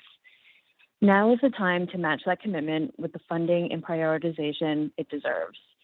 And it's surprising that yesterday's funding Vision Zero conversation was all about scarcity and asking the SFMTA board to choose. This conversation is the completely wrong direction. It is important to remember that Speaker Pelosi came to San Francisco in December to celebrate the federal infrastructure bill. This bill will bring tens of millions to San Francisco for safe streets. And looking at the local funding landscape, we have the GEO bond and the Prop K reauthorization, both going to the voters this year. None of these have been factored into the SFMTA's calculation for Vision Zero projects and safe streets. The conversation around Vision Zero funding should be a conversation around possibility with optimism that we will do all we can possibly do to reach our vision of zero fatalities and severe injuries by 2024. Walk San Francisco urges the SFMTA board to request the staff to look at the so-called deficit through a new lens and have a discussion around how the agency plans to prioritize all the tactics and how Vision Zero will be achieved based on the upcoming funding sources. And we absolutely love Chair Eakin's idea of creating a Vision Zero subcommittee for the board to give this issue the needed focus in the next few years. Vision Zero must be prioritized. This is urgent, and it's very inexpensive versus the cost of human life. Thank you. Thank you. Next speaker, You have please. 6 questions remaining. Your line is now unmuted. I am Parzival Godfrey, a disabled senior resident of the Tenderloin for the last 8 years. I was just calling in support of what was it? It was a safety thing. Sorry, eliminate Vision Zero strategy. Trying to get, funding for getting that stuff done. I'm also concerned about what's going to be happening with bus service in the area, with increasing access to bus service. We have a lot of buses that don't stop. They just blow right through in the Tenderloin. It's really awful. I think it's the worst public transit in the country, as far as I'm concerned. I've lived quite a few places as an Air Force brat over the years, and just hoping things can improve. I've seen the streets cleaned up quite a bit in the last 2 years, but there's still a lot of room for improvement there. Thank you for your time. Thank you. Next speaker, please. You have 6 questions remaining. You are now unmuted. Hello. Hello, Can you're you hear unmuted. me? Yes, we can. Okay, hi. My name is Stephen Bingham, and I'm a member of Families for Safe Streets, and want to congratulate the staff and the board for this Division Zero strategy. Unfortunately, it has timelines for many of the items completing projects in 2024. My daughter was killed in 2009, not in San Francisco, but she was killed exactly the same way as Emily Lemulak, who you may recall was killed on Howard, on a street that had protected bike lanes ending just a couple of blocks from where she was killed. And because of her death, MTA very quickly put in temporary bike lane extending it down Howard. It's a perfect example of why time matters in terms of saving lives. And I notice in your fact sheet that there's no reference to the new money coming in from the Investment Infrastructure and Jobs Act. We celebrated with Speaker Pelosi the imminent arrival of $228 million for the Bay Area. Now, even if San Francisco proportionately would only get 10% of that, that's $20 million. It doesn't seem to be anywhere in your document. And I would ask on behalf of all FSS members, time matters, time saves lives. And 30 seconds. You need to very quickly incorporate that funding into the most urgent projects so they can end in 2023 and be completed rather than 2024. Thank you very much. Thank you. You have 5 questions remaining. You are now unmuted. Hello, Board of Directors and Director Tumlin. This is Christopher White, and I'm Director of Programs at the San Francisco Bicycle Coalition.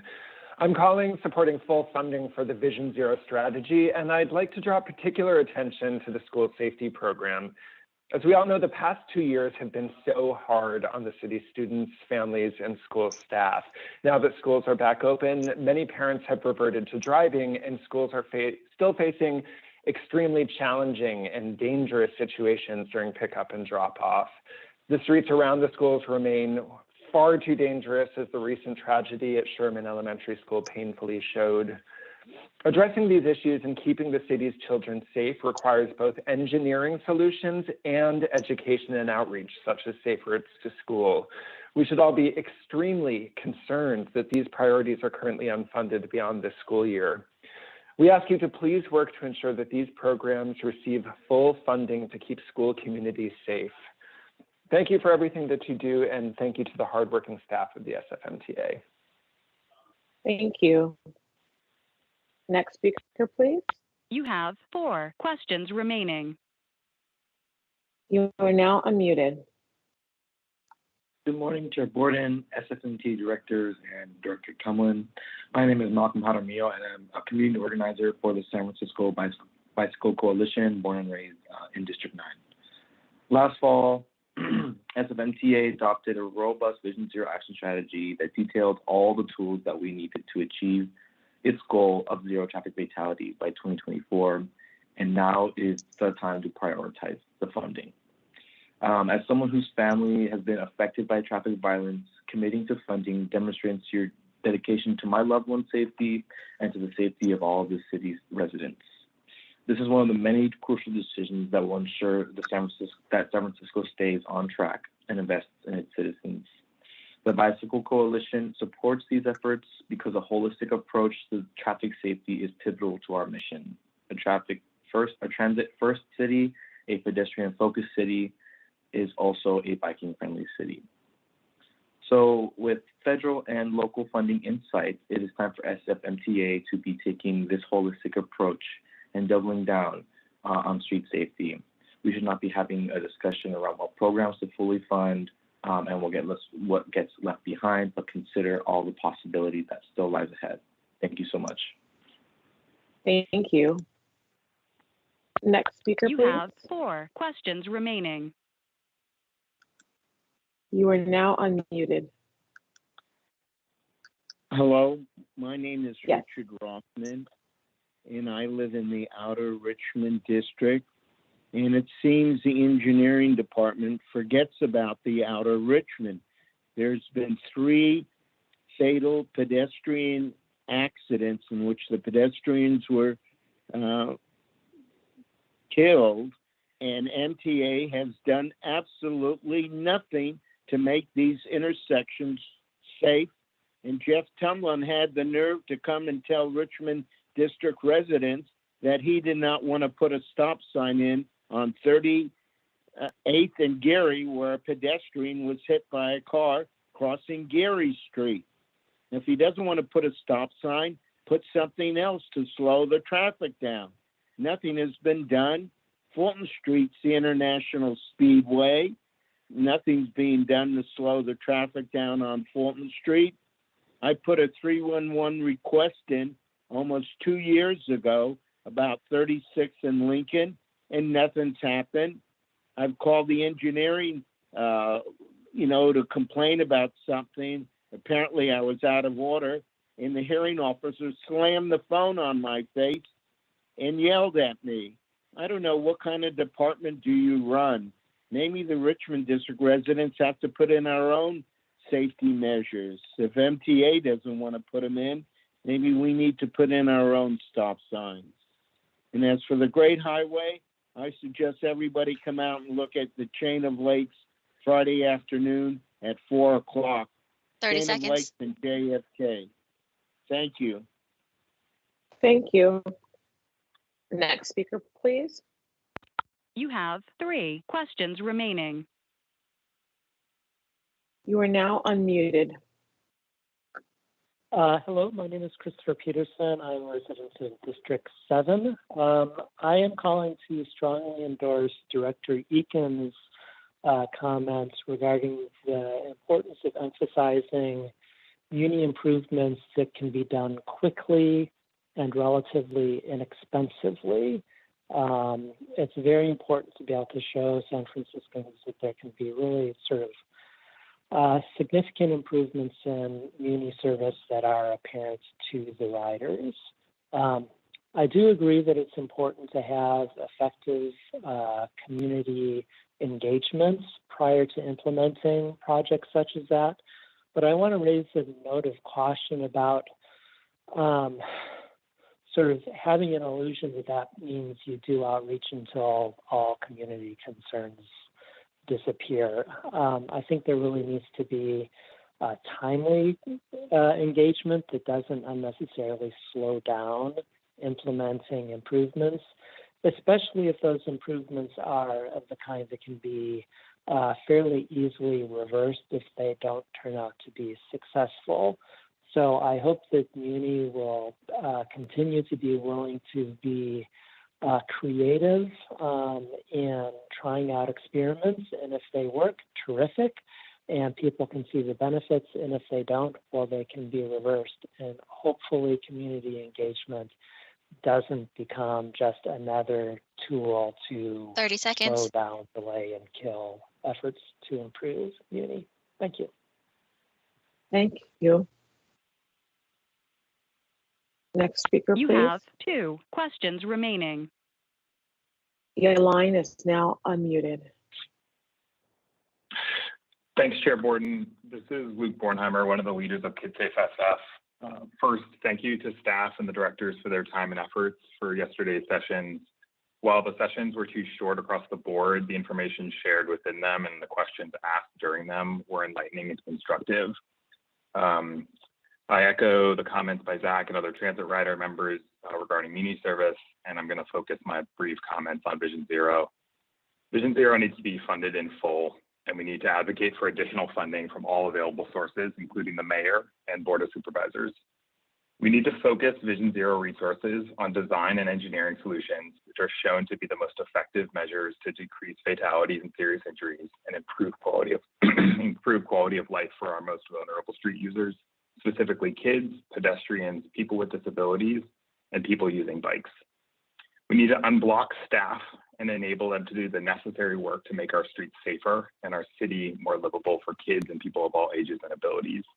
The most critical blockers for staff on Vision Zero projects that need to be addressed are 1, the fire department, who uses the Transportation Advisory Safety Committee to obstruct projects and intimidate staff into watering down designs to useless paint and posts.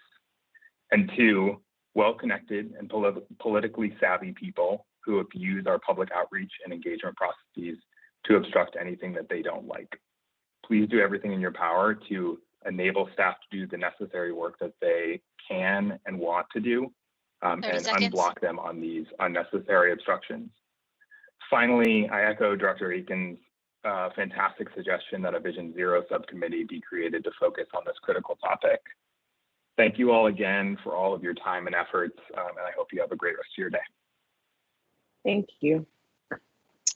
Next speaker, please. You have 1 question remaining. You are now unmuted. Hello, people. My name is Pyra with Senior and Disability Action. Thank you for all the work. I really appreciate the retreat yesterday. It was eye-opening. My main topic is community engagement. Actually, the definition of community engagement. Yes, SFMTA has been spending a lot of time on announcements and also coming into the community and say, we have a plan, and then have the community comment on it. What is missing is true community engagement, actually going in the community first, engage with the community about their concerns, what they see are the issues going on. Then together, as all stakeholders, discuss what the solution may be, and then work from there. That's what we need more time, which implies we need more staff, because that involves a lot more work. But that work actually makes it so much easier afterwards, because then the community bought into the plan, that came up with the solution. They are now associated with it. They see a connection to it. We're spending too much of your staff time dealing with the pushback. Why didn't you engage us? Why did you come up with this? If you put the work in the beginning, it's so much easier to actually come up with the solution and implement it, and so much easier on your staff. Which 30 you need seconds. more. I definitely agree. You need more staff to not only go to the out to the community, but also to support yourself within. So that's all I have to say, and thank you very much. Thank you. Moderator, are there additional callers in line? You have 0 questions remaining. So we will close public comment and we will move on to our next item. That places you on item number 8, presentation and discussion on use of agency funding to address opportunities and challenges. Great. And that is Mr. Ruers. I think people are eager to hear about the funding stuff, and I hope you will also address how the anticipated federal funds, I mean, I know we don't know what they are exactly, but I think if you can even speak to that a little bit, how we think potential federal funds could help and what areas we think it could help in, that would be useful. Sure, I'm dealing with all sorts of big project issues today, as it so happens. Board members, Jonathan Roers, Acting Chief Financial Officer. I believe Director Heminger had asked us, I think at the last meeting, kind of in today's comments around, project prioritization, how do we, select projects for funding and advocacy. So at the, I believe, February 15th meeting, we're going to come with a report on that. And one of those elements will be so I think one of the commenters noted that in our 5-year CIP, we deliberately do not add in speculative funds. And speculative funds are things like voter approved bonds or things, where it's a competitive ask and we can't guarantee it on the project. We will cover what those are, what our project proposals are, and how much money we think we can bring in for some of those initiatives. One of those will be, if the general obligation bond were to pass, the infrastructure bill, upcoming state programs. So I do want to be transparent about that. And I think some of the public asks and you directors asking for that is a good way to start the conversation about capital. So that's planned for 2 weeks and we'll address that then. Great, thank you. Great, so I thank you for the presentation.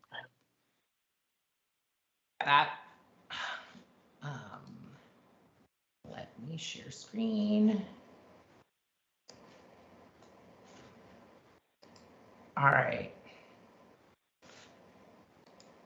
Nope, not that, not chat. Sorry. There we go. All right, so as we've talked throughout most of this workshop, the decisions that we're going to be making as part of this budget cycle, because there are so many unknowns, are going to have significant impacts in the short and the long term.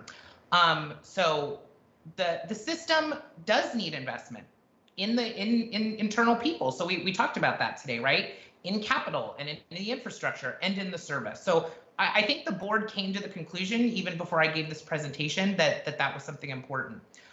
So those critical investments will impact how the agency emerges after the pandemic. So funny enough, I'm not going to read this entire slide because you all through this process have come to this conclusion. So what I do want to talk about though is I want to talk about the long-term first and kind of long-term decisions, especially when it comes to the budget and resiliency to change as an important objective to the budget, meaning we don't know what things are going to look like in the 2, 3, 4, or 5-year period. So we do need to build a budget that will be resilient to whatever change or whatever situation we think will come up. So let me give a quick update on Transportation 2050, which is our long-range financial analysis. Again, it's a follow-up to 2 prior Transportation Task Force reports done in 2013 and 2018. And so here's what we showed you then, which was the long-term financial outlook for the agency. So again, 2009, we did a financial projection for the agency for the Central Subway project, and it needed to go 20 years beyond the period that we were going to open it. The gold reflects our 2021 revenue projection. So what we showed you in August, you will see that dip, the impact of the COVID-19 pandemic, and you will see that permanent dip that occurred as a result of the pandemic. Like we weren't going to catch up. That one-time hit and the slowdown in the growth of our revenues was going to have a long-term impact. What I'm showing you now, that movement in the line, so you'll see that line moved up, is a result of the one-time federal funding that we received and reviewing our enterprise revenues and general fund revenues with the Controller's Office. So I want to show you that again. So the good news is the gold line did move up, and you will see in the 23-24 period, we're almost back to what we expected revenues would have been, but you will see by fiscal year 25, that dip starts to occur again. And that occurs because we run out of one-time money on the federal relief that we had received. The SFMT's operating expenditures do continue to grow. They typically grow with inflation or even beyond inflation. And when we did the 2021 review, we noted that we were pretty much on track with what we had expected all the way back in 2009. Now, Again, in the 2013 to 19 period, the agency did have some fund balances, so you'll see costs were a little bit lower, but going forward, we were expecting expenditures to grow at the same pace. Here's the update. As Ben Rosenfield, City Controller, told you yesterday, one of the biggest impacts here was the reduction in long-term pension costs and pension contributions. So again, I will do this for you again. So you'll see where the purple line was before. You will see the new projection in 2022 of where we see things going into the future. So again, this was 2021, last year, what our projection looked like and what it was. And now you'll see the change. So there's good news. When we look at managing the agency's long-term finances and long-term structural deficit, the reduction in costs, largely due to changes in our pension contributions, that expense line went down.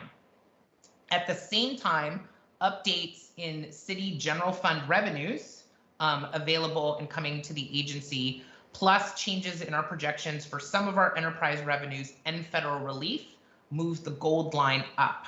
However, there is still a structural deficit that the agency will face in the future. So this is the long term. So long term, the actions that we're taking are moving the agency towards stability, which is good. I think the budget that the board adopted 2 years ago was resilient to changing situations. And so we want to kind of continue this trend to stabilizing our finances and therefore stabilizing the services we provide to the public. You'll recall in that period that of all the things that we want to do within our vision, and those are the things reflected in Connect SF and in a lot of our long range planning and our operations, expanding service due to growth of the city, we were able to fund about 57% of that with our existing sources with a 43% gap, $47 billion. You will see as a result of our changes in projections and costs that we're doing a little bit better. So now we've got a 37% gap. So that was 8.8 billion to the plus. And we were able to increase that cost or that percentage funded to 63%. And we were able to reduce the overall cost to 5.1 billion. So remember that there were 3 different options: implementing the full vision, focusing on state of good repair, and the balanced approach. We have also recalculated the annual requirements for those. So now it's less than $1 billion a year, which is some positive news. Just focusing on state of good repair over the 30 years, we have $127 million gap on state of good repair. And then just kind of that balanced approach of all 3, which is kind of standard business practice here at the MTA, about a $203 million a year gap. And so with regard to the different initiatives in order to close those gaps, the general obligation bond is at the Budget and Finance Committee as we speak. And hopefully today we will get a positive recommendation from that committee. All 3 members of the Board of Supervisors on that committee have signed up to be sponsors. That will move to the full Board of Supervisors and will hopefully be on the ballot in June of 2022. Also within our projections already assumed was the federal infrastructure bill. So we do expect bump ups in grants, which will go to capital and formula funds within the region. It's still being discussed how those funds will be distributed, but of course we will advocate on San Francisco's behalf. So you'll see, again, when we look at that, what our gap is. Here's the 10-year, so more good news, 28% funding gap. $7.7 billion is a lot of money, but again, you know, managing the agency, taking into account these sources, we're moving in the right direction. So with that, I want to kind of now pivot to the short term and what our outlook looks like for the fiscal year 23 and 24 consolidated budget and the 5-year capital improvement program. So same challenges that we had 2 years ago, right before the pandemic. Again, things that the board and public have already expressed through this workshop. So increased service demand and expectations. Our capital funds are in decline, and I will talk about that. Increasing infrastructure needs and a growing backlog in our state of good repair. Potential that there could be an economic downturn post-pandemic. And then how do we continue to work on the structural deficit? So when we think about the budget, two things that I recommend that you consider is the financial sustainability of the agency, meaning that we continue to move towards having ongoing revenues for ongoing operating costs. And then economic resiliency, meaning that we are prepared if there is any type of economic disruption in the next 2 years. So I do want to correct one thing on the published slide 24, that percent in fair growth was doubled at 230%, and this slide is corrected to 115%. But I showed you yesterday kind of our 4 quarters of data since vaccines have been available, and we have seen some growth in revenues in our enterprise regular revenues, but it has not been at the pace that we would hope to be able to backfill the use of one-time dollars that we have supporting our operations. So as a reminder to the board, the baseline budget, as I'm showing you today, assumes that there will be a 115% growth in transit fare revenue next fiscal year.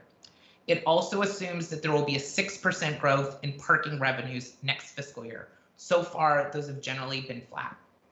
And yesterday I talked a little bit about how cable car and institutional passes have been a huge part of our growth.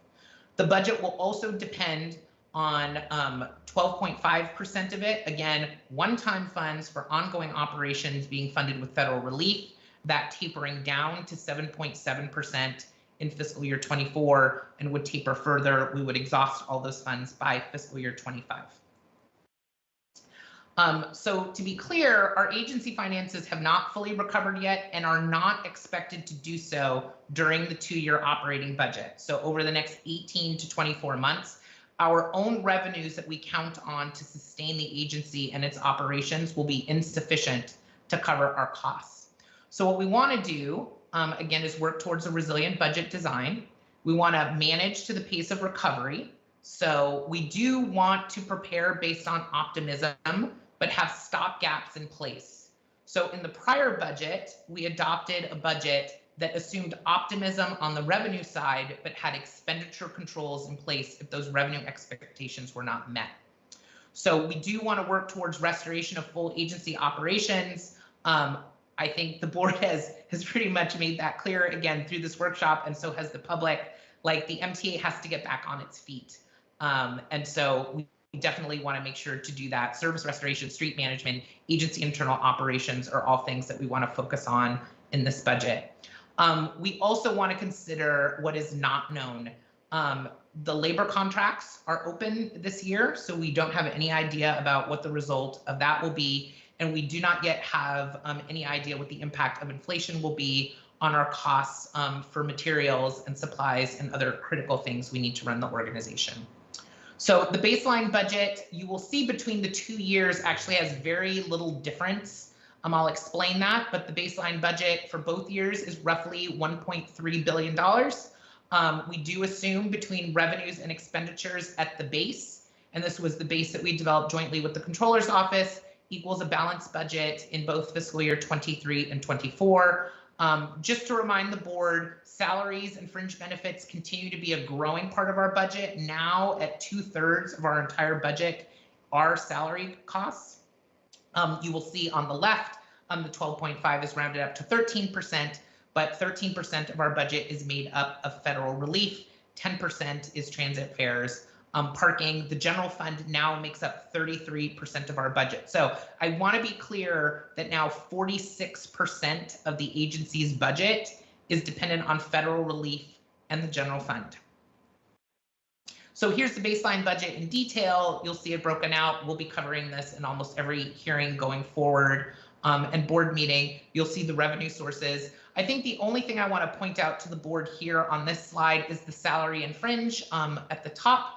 You'll see 906 to 914 is actually a very, very, very minor growth, barely 1%. I do just want to inform the board that the reason for that is, as Ben noted yesterday, the reduction in fringe costs related to retirement contributions will go down significantly in fiscal year 24. So while the salary component of salary and fringe will increase, currently projected with CPI, Bay Area CPI, the cost of the fringe and the benefits will decline significantly, which is why you do not see that much of a difference in that line. So the revenue base, again, was developed in partnership with the City Controller's Office, who did a review of our financial projections. It does assume $418 million in city general fund transfers to the MTA, and you'll see that's increasing to $448 million. So you'll see the general fund now makes up a third of our budget. 115% growth in transit fares is assumed in this baseline. So that would be an increase of what we're hoping to be $65 million in the current fiscal year. And then another growth of $31 million from there in fiscal year 24. So we're continuing to monitor that, but the board should take that in mind. Automatic indexing is just assumed. That is $10 million, but I do want to tell the board that that is based on just the scale of total fare revenue we expect to get over the 2-year period. There's 6% assumed in parking revenue growth over the fiscal year, so that's about $15 million. Because again, we've sort of hit a ceiling, and we're trying to get back to prior levels in maybe the $23 to $24 million per month. And then we assume a minor increase in fiscal year 24. $166 million in federal relief is assumed in fiscal year 23, decreasing to $103 million in fiscal year 24. What is excluded from the baseline, even though the board has already approved extended meter hours, those have not been fully implemented, so we have not included them as revenue. Throughout the budget process, the board can make a decision about whether or not it would like us to assume that in as parking revenue. On the expenditures, salary and benefits currently are just projected at CPI. Using Bay Area CPI, this is exactly what the city controller is doing. The same formula will apply to city work orders that we have with city departments. Funding levels essentially return to the baseline of agency operations, meaning if we had gone from pre-pandemic 2019 to today, and the agency's budget had generally kept pace, that's essentially fully funding current agency operations with all positions that are in place. So positions that had been frozen in the prior 2 years will be released from budget hold, and all positions will be available to be hired. We also, in the budget, the baseline assumes a permanent increase of $3 million for the HR division. I think that's, if I want to recall, that's somewhere between 20 to 30 positions, again, for enhanced and expanded hiring and employee relations. Excluded from the budget is anything related to the labor contracts at this point. And that includes fringe costs related to the contracts, any changes due to negotiations. And there are currently $0 assumed for any augmentation requests. So anything that you heard about yesterday is not necessarily assumed in the base, but that will be a prioritization discussion for the board to have. On the 5-year CIP side, just to remind the board, the 20-year capital plan lays out the policy priorities for the board, meaning these are the projects and the total investment that the transportation system requires. And the 5-year capital improvement program places that fiscal constraint that we have from the funding agencies and from where we receive our dollars. The 5-year CIP is currently projected at $2.5 billion and is estimated to have 225 projects in it. This is the first time in 13 years at the MTA that project cash flows are exceeding our revenue projection. Staff are currently working on that and making refinements to the 5-year CIP. We actually do have several large projects that do require cash flow and actually near-term cash flow, which makes it even more difficult for us. That's the LRV4 replacement cost, vehicle midlife overhauls that will shortly be coming to the MTA board, closing out the central subway project, the train control system, and patrol yard modernization. And that is there twice, that is a typo. There is no contingency built into that yet. I'm going to go over the risk analysis later, but it is unusual for us not to have some sort of float in the 5-year CIP. This is how it's currently laid out. So what this shows you year over year are the project requests and the funding by phase required within each of those years. As expected, our fleet program is the largest at $1.1 billion.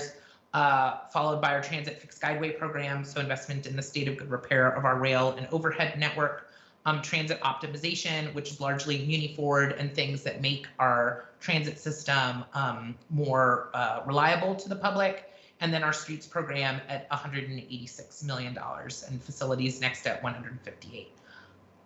So I do want to just start the conversation with both opportunities and risks. I just presented to you the baseline. But with so much uncertainty, we did complete a risk analysis prior to starting this conversation with the board. And there are some opportunities to remove those risks. We do not have all of the information now, and that's going to be true throughout the budget process. So during the workshop, it's pretty typical that we give you the full baked budget, and I actually didn't want to do that on purpose, because I think there's more data to come, and I think we need to have an open conversation about priorities, and I think the board should hear from the public on different priorities before we really start locking things down.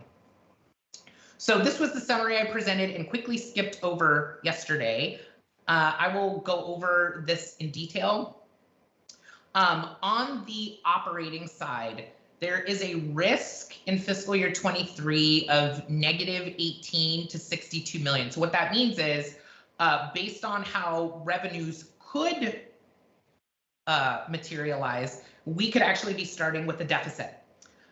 We did do a pessimistic revenue estimate with the controller's office, so some of the assumptions are built into that.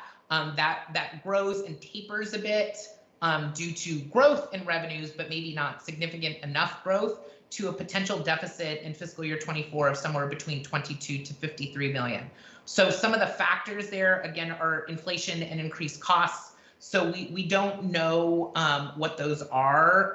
So we have project increases, we have material increases. So these are really the contract costs related to our materials and supplies. Fuel, as an example, could increase in cost, which is significant materials and supply costs. So city work orders too, we're also negotiating those too. Those could also increase in costs. If there are no changes in fares, like we just absolutely do nothing, that's about $12 million. $2 million is assumed. That's also free muni for all youth, sustaining that program. So we'll have that conversation at a future hearing. The economy in the city could just be slower than expected. That potentially could impact our general fund set aside, and revenues we get from the city could also impact our parking revenues and transit revenues. So that was assumed in one of the scenarios. That could be negative $28 million, depending on how that month over month growth looks like. And then just slower parking recovery. So parking has gone pretty much as we expected. But again, I think the board has noted, Ben noted, really, again, the tourism and the daytime population is just a ceiling. So our pace of growth might not be what we had projected. But some things that could happen, the one is the Sunday and evening meter. So again, we could put that in as revenue, making the assumption and moving forward with advancing that program. Parking could do better than we expect, so I'm starting at the bottom. Fares could recover faster than we think. I am currently skeptical of that being the situation, but that is certainly a potential. The first one, though, we do have an outstanding grant for supplemental federal relief on top of what we already have. The decision on that is expected to be on March 8th. So once we hear about that, I think we want to have a revised, updated budget to the board by March 15th on our schedule. That was related to this decision. I do not think we will get 250 million, but I do think we could get somewhere from 40 to 60 million dollars over the 2-year period, and I think that will certainly impact some of the decisions that you may make. So let's talk about some risk scenarios, and I know there's lots of conversation about revenue measures and what could or could not happen. So instead of showing you the 5-year forecast, what we wanted to do is kind of show you scenarios based on different possibilities. So again, trying to build a resilient budget. So none of these are guaranteed. It's just to give you a sense of what could potentially happen. So this scenario is the baseline budget as it's presented to you right now. So no augmentations, nothing assumed related to contracts. Revenues come in as expected. So you'll see the black line here is reflected at break even. So you will see the baseline is reflected in the blue line. The budget is balanced in the next 2 years. As I showed you in our long-term projections, we start going into deficit starting around fiscal year 25. And that deficit grows to fiscal year 27 of negative $53 million. Revenue measures or some new revenue source could show up anytime in the next 2-year budget period or beyond. You will see if all things stay equal, we stay in the black at 55 million. If 55 million were to show up in that period, you will see that we will break absolutely even by fiscal year 27. The reason is the same reason that's always existed. Our costs grow faster than our revenues. So any new revenue measure begins to decline in value over time. You'll see we did the same thing. If there were an $85 million revenue measure, we would be in the black. So the MTA would be solvent and in the black for a good 10 years if a revenue measure of that level were to pass. So here's a scenario. You'll see that black line moved up a little with expenditure augmentations. So this assumes expenditure augmentations, meaning you're going to add expenditures to the base budget in an amount around $52 million for the purposes of this discussion and what occurs if that happens. So you'll see, because we add those costs in 1 year, they escalate in time. So you'll see that the deficit kind of grows in the next year, and you'll see that blue line goes down pretty quickly to about $77 million starting in fiscal year 25. And you will see the ultimate deficit in that scenario is $136 million by fiscal year 27. So that almost replicates the structural deficits we showed you prior to the pandemic. You will see the impact of revenue measures. Even in both cases, if revenue measures were to occur, the structural balance would, or the structural deficit would remain, though not be as extreme as we had shown you in the past, about $80 million with a $55 million revenue measure, $48 million with something larger than that. So here's something a little bit different. What if we added $52 million in expenditures to the agency, but our revenues didn't come in? So all those revenue risks occurred. You will see that we go quickly into deficit immediately, and that deficit gets very extreme. So this again are the pandemic scenarios we had shown you from the past. So the structural deficit's at 182 million by fiscal year 27. And again, even with revenue measures, due to the escalating growth of our costs, growing not as fast as revenues, the agency still continues to have a structural deficit in and beyond fiscal year 27. On the capital side, there are a couple of things that I do need to inform the board. It's going to be a lot of work on the CIP. Again, much more than I've experienced in my time at the MTA. We currently have a risk range of between 143 to 151 million. Part of that is the GeoBond. Here are the reasons. Development impact fees have come in nowhere near expected, and we program those to projects that required the cash flow. So in the current 5-year CIP, we have replaced that development impact fee with our Proposition B capital dollars. But that left next to no money for future years or any additional projects. So in addition, Prop B is our most flexible source between years and in how we can use it between transit and street projects. And so it really limits our ability to manage cash flow because we don't have a flexible source that we can move around. On the sales tax, all of our major transit categories are near exhausted. So the fleet category in Prop K is exhausted. The facilities category in Prop K is exhausted. Guideways still has some additional funding in the current existing sales tax. So again, it extremely limits our ability to manage cash flow because all of our other sources come in a very specific year, and we can only use the dollars in those years or in the future. We can't move them back in time to deal with cash flow issues. We've seen COVID delays, higher bids. One example is the upcoming midlife overhaul project and change orders that have taken a lot of our cash contingency built into the capital program. So we don't have a lot of flexible cash.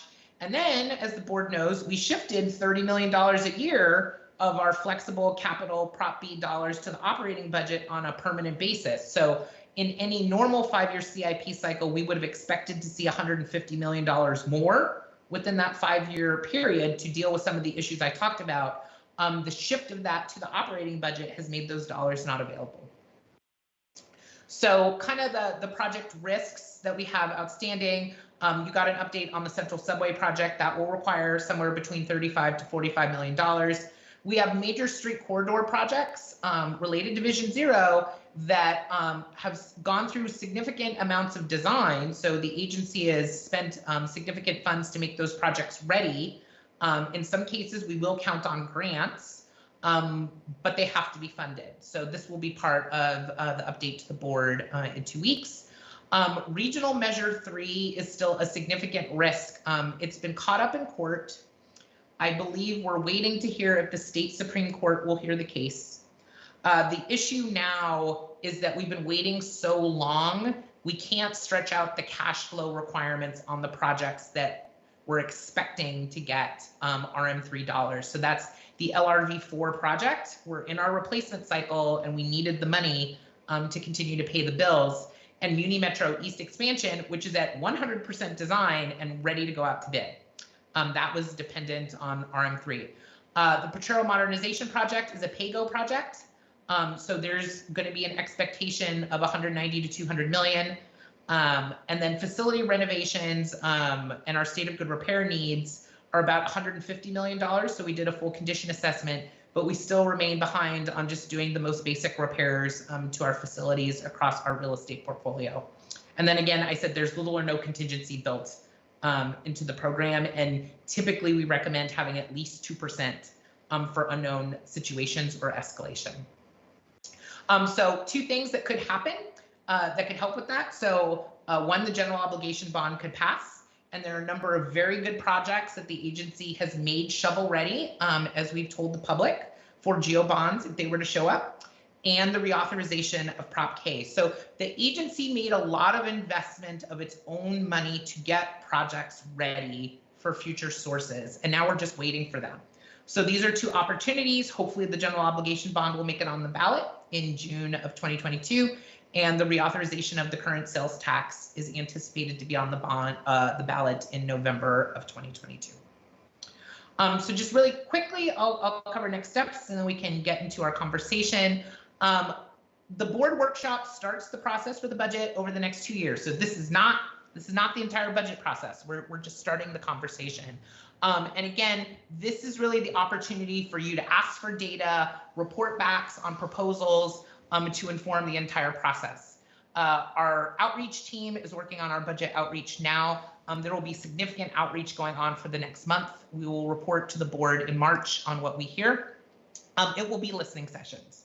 So it is not going to be, here's our proposal, what do you think? It's going to be public. These are our environmental and financial constraints. What should we be doing more of? What should we be doing less of? And tell us how we're doing. In February, as I've told the board, we'll come back with CIP development and prioritization and our advocacy strategy at the next board meeting. You'll get an update on the Building Progress Program, which is largely our facilities program, and the Potrero Yard Development Project, in which we will ask you to adopt our pre-development agreement for our development teams. And then we'll present to you some follow-up actions that we hear about in this meeting. In March, we will have our hearings on fares, fees, and fines. And then in late March, the second meeting, we'll come back to you with a revised baseline budget. We've just completed our 6-month financial review, so I do want to change a couple things around based on some things we have seen there. And in April, we will have our final budget, and we've set aside 1 meeting, an additional one for you to adopt, in which you can make modifications as needed. The one thing I will note about the 6-month financial review is it is very likely the agency will have savings in fiscal year 22. This is largely due to the large number of vacancies that we have. So we will have a cash balance savings that I will recommend to the board that we appropriate as fund balance into fiscal year 23. At 6 months, it's really hard to predict where we will end the year because there are a lot of expenditures that show up in the second half of the fiscal year. But I do anticipate that there will be one-time dollars that the board can appropriate into fiscal year 23 above the current baseline. So with that, thank you very much. I think Jeff and I are here to take any questions that you have. So board members, are there any sort of clarifying questions or some preliminary discussion you would like to have at this this time before I open it to public comment. Chair, can I just get a sense of how, given the time, I think we have like an hour left, how do you want this to go? Like, what do you want to, what are we supposed to use the next hour for? I mean, I think mostly in this case is like he's kind of giving you the big picture around like risks and opportunities and us to prioritize what those are. I mean, we're going to have deep dives on fares, fines, and fees, but if people specifically have opinions today about that, go ahead and put that out there. Otherwise, we will dig in deeper there. But I think it's helping them bring together the packages that they bring to each of the further sessions, like helping them refine what are the things that we absolutely think are priorities, or the things that we think absolutely like we can pull back on or maybe defer. It is really what this time is for.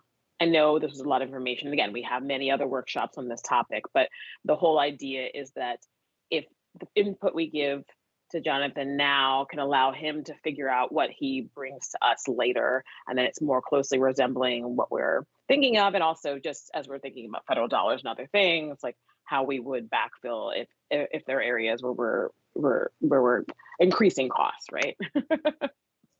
Okay, thank you. Who wants to be the first person? Oh, Director Lai. Thank you, Chair Borden. I actually just have a quick clarifying question first, and I think I'll wait until after public comment to make any of my sentiments. Jonathan, can you clarify where the 52 million expenditure is from? Are you just like kind of picking a range between the risk amount? Yeah, the 52 million was based on a lot of the asks that you saw yesterday, kind of a range of what those would look like. And also it's based on a range of what I think will be our available fund balance next year, but I'm not sure yet.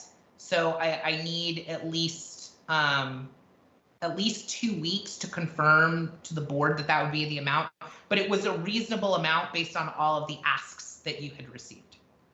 Okay, thank you. Director Hemminger. Thank you, Madam Chair. I had a couple questions about transit fares, Jonathan, and the first one is that, the growth in revenue sources from 23 to 24 is relatively moderate for all the categories except transit fares, which goes up 25%. So why is that growing so much, or why do we think it will? And that so that has to do with the work that we did with the controller's office. So there is a baked-in assumption on city recovery, and a huge component of our transit fares is based, as we discussed yesterday, on people going back downtown and going to work. And so there is an assumption that we would get to, as Ben said yesterday, like minus 15%, like 85% of normalcy during next year's budget period, which would result in transit fare revenue of about that scale. We've already priced in, we're going to lose a component of the ridership. The ridership's going to change. So it's not, the 191 or 200 million we used to see. It's a tepid growth, but that's what the number would be if you assume that people are heading back to work. Yeah, what's weird about that is the other fund sources that are driven by the economy, like the general fund, the grants or sales tax, the parking revenue, you've got them growing at, 1, 2, 5%. So it seems like the answer seems to be the same factor is driving both, but somehow the transit one ends up so much more robust. It doesn't make sense to me.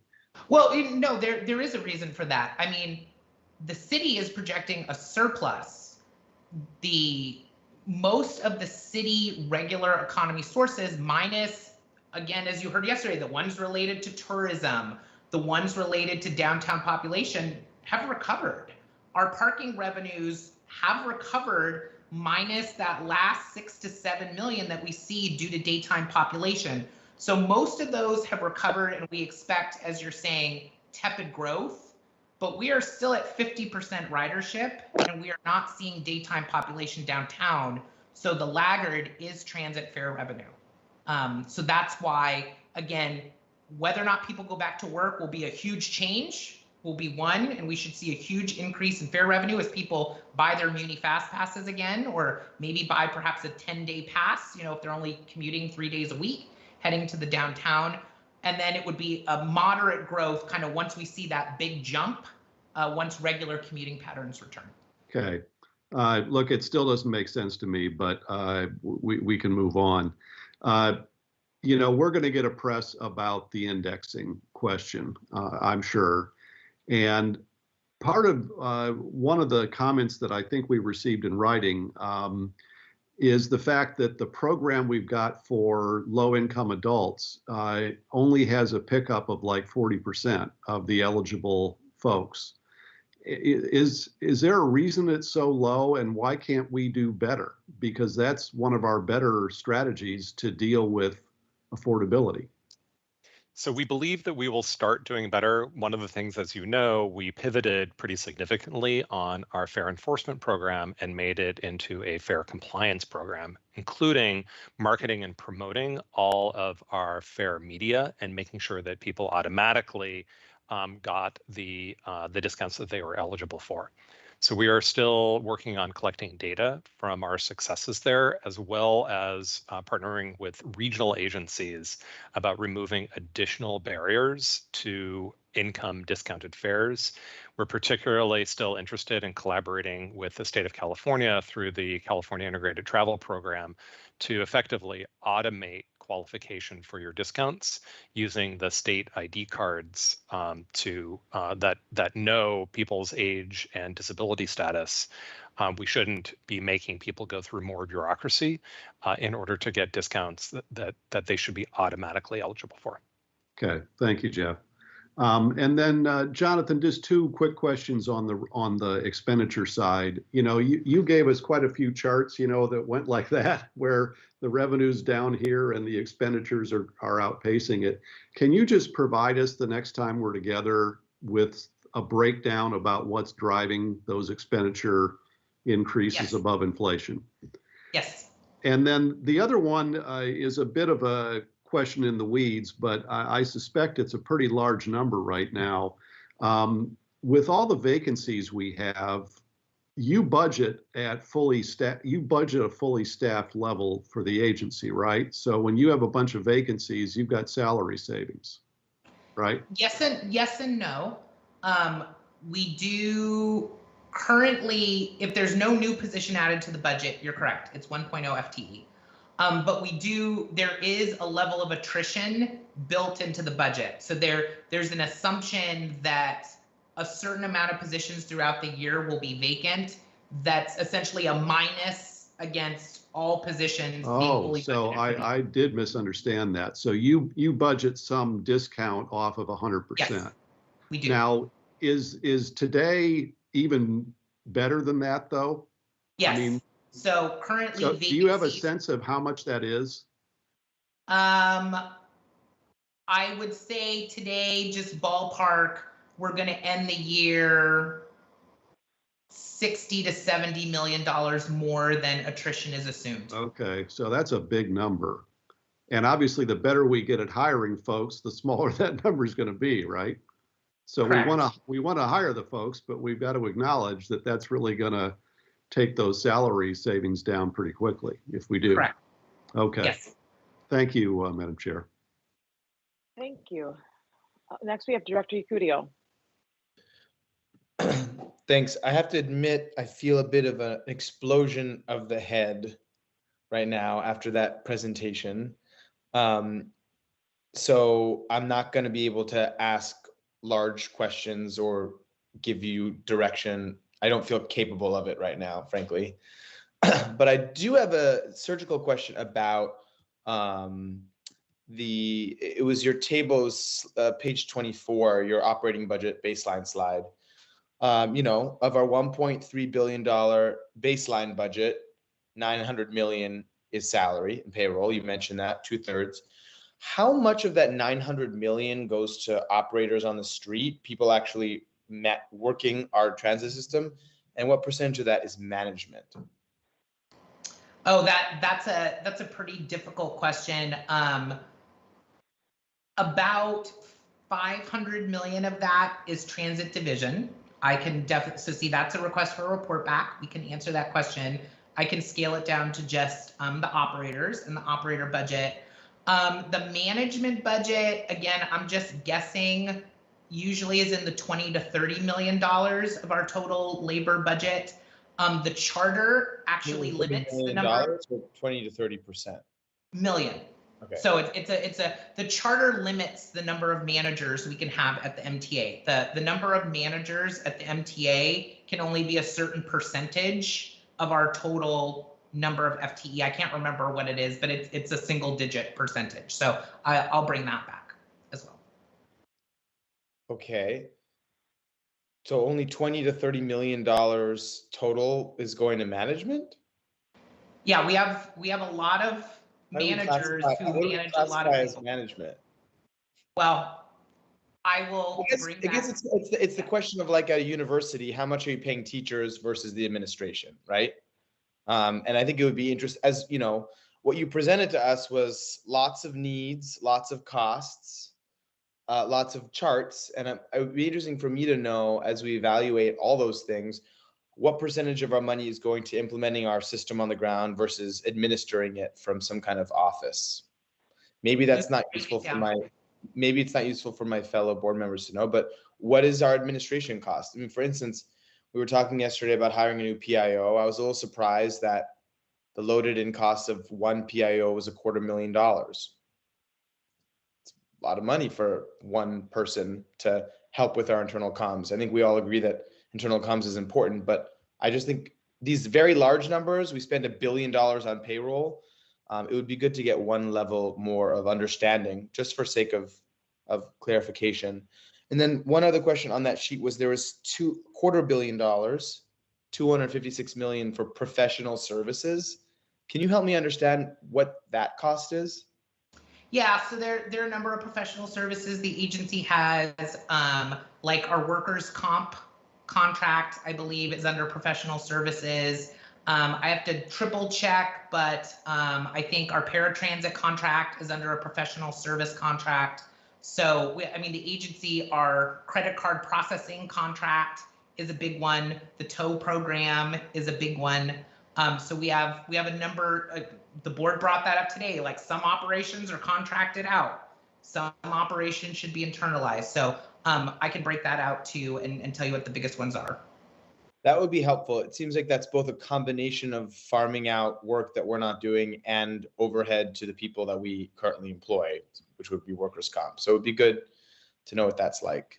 I think I also just have to say, you know, all of these numbers are held within your head and with Jeff's head. And we're here as the board kind of looking at all this and maybe giving you 15 minutes of feedback on it. But the decisions that need to get made, they're very large and complex. And I guess I'm wondering, maybe Jonathan, Jeff, like, how are you planning on actually making these calls? I mean, we're going to give you general senses of what we think, but like, you have to make some big decisions over the next 3 months about where you're going to put money. And you're not going to be coming back to us with every single stroke of a pen. So I'm kind of not concerned, but wondering kind of, where does this process go? I mean, all your numbers don't add up, Jonathan, right? We have a ton of things we need to do.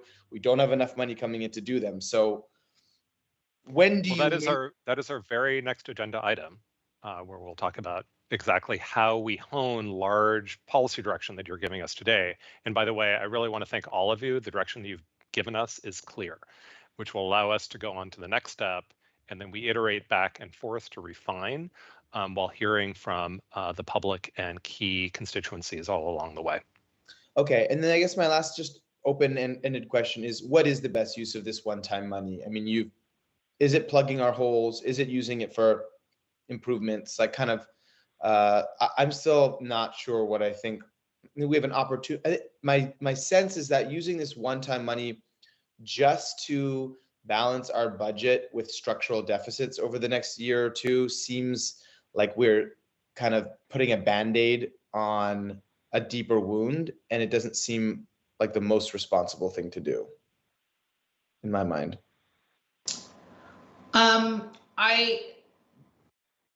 There has been, I'll answer it this way. There has never been a situation like this ever, at least in our lifetime. Director Heminger worked in government for a long time. Like, you kind of count on the projections and at least having a good sense of what the next 2 to 3 to 4 years are going to look like. And this board, like the last time, has to make some very difficult decisions with numerous different possible futures that we don't know what will look like in the next 2 years. But at least what I've gotten from this conversation is that investment in the agency to be resilient no matter what situation shows up, and strengthening the organization's ability to respond to whatever future shows up is where you would like the investment to go.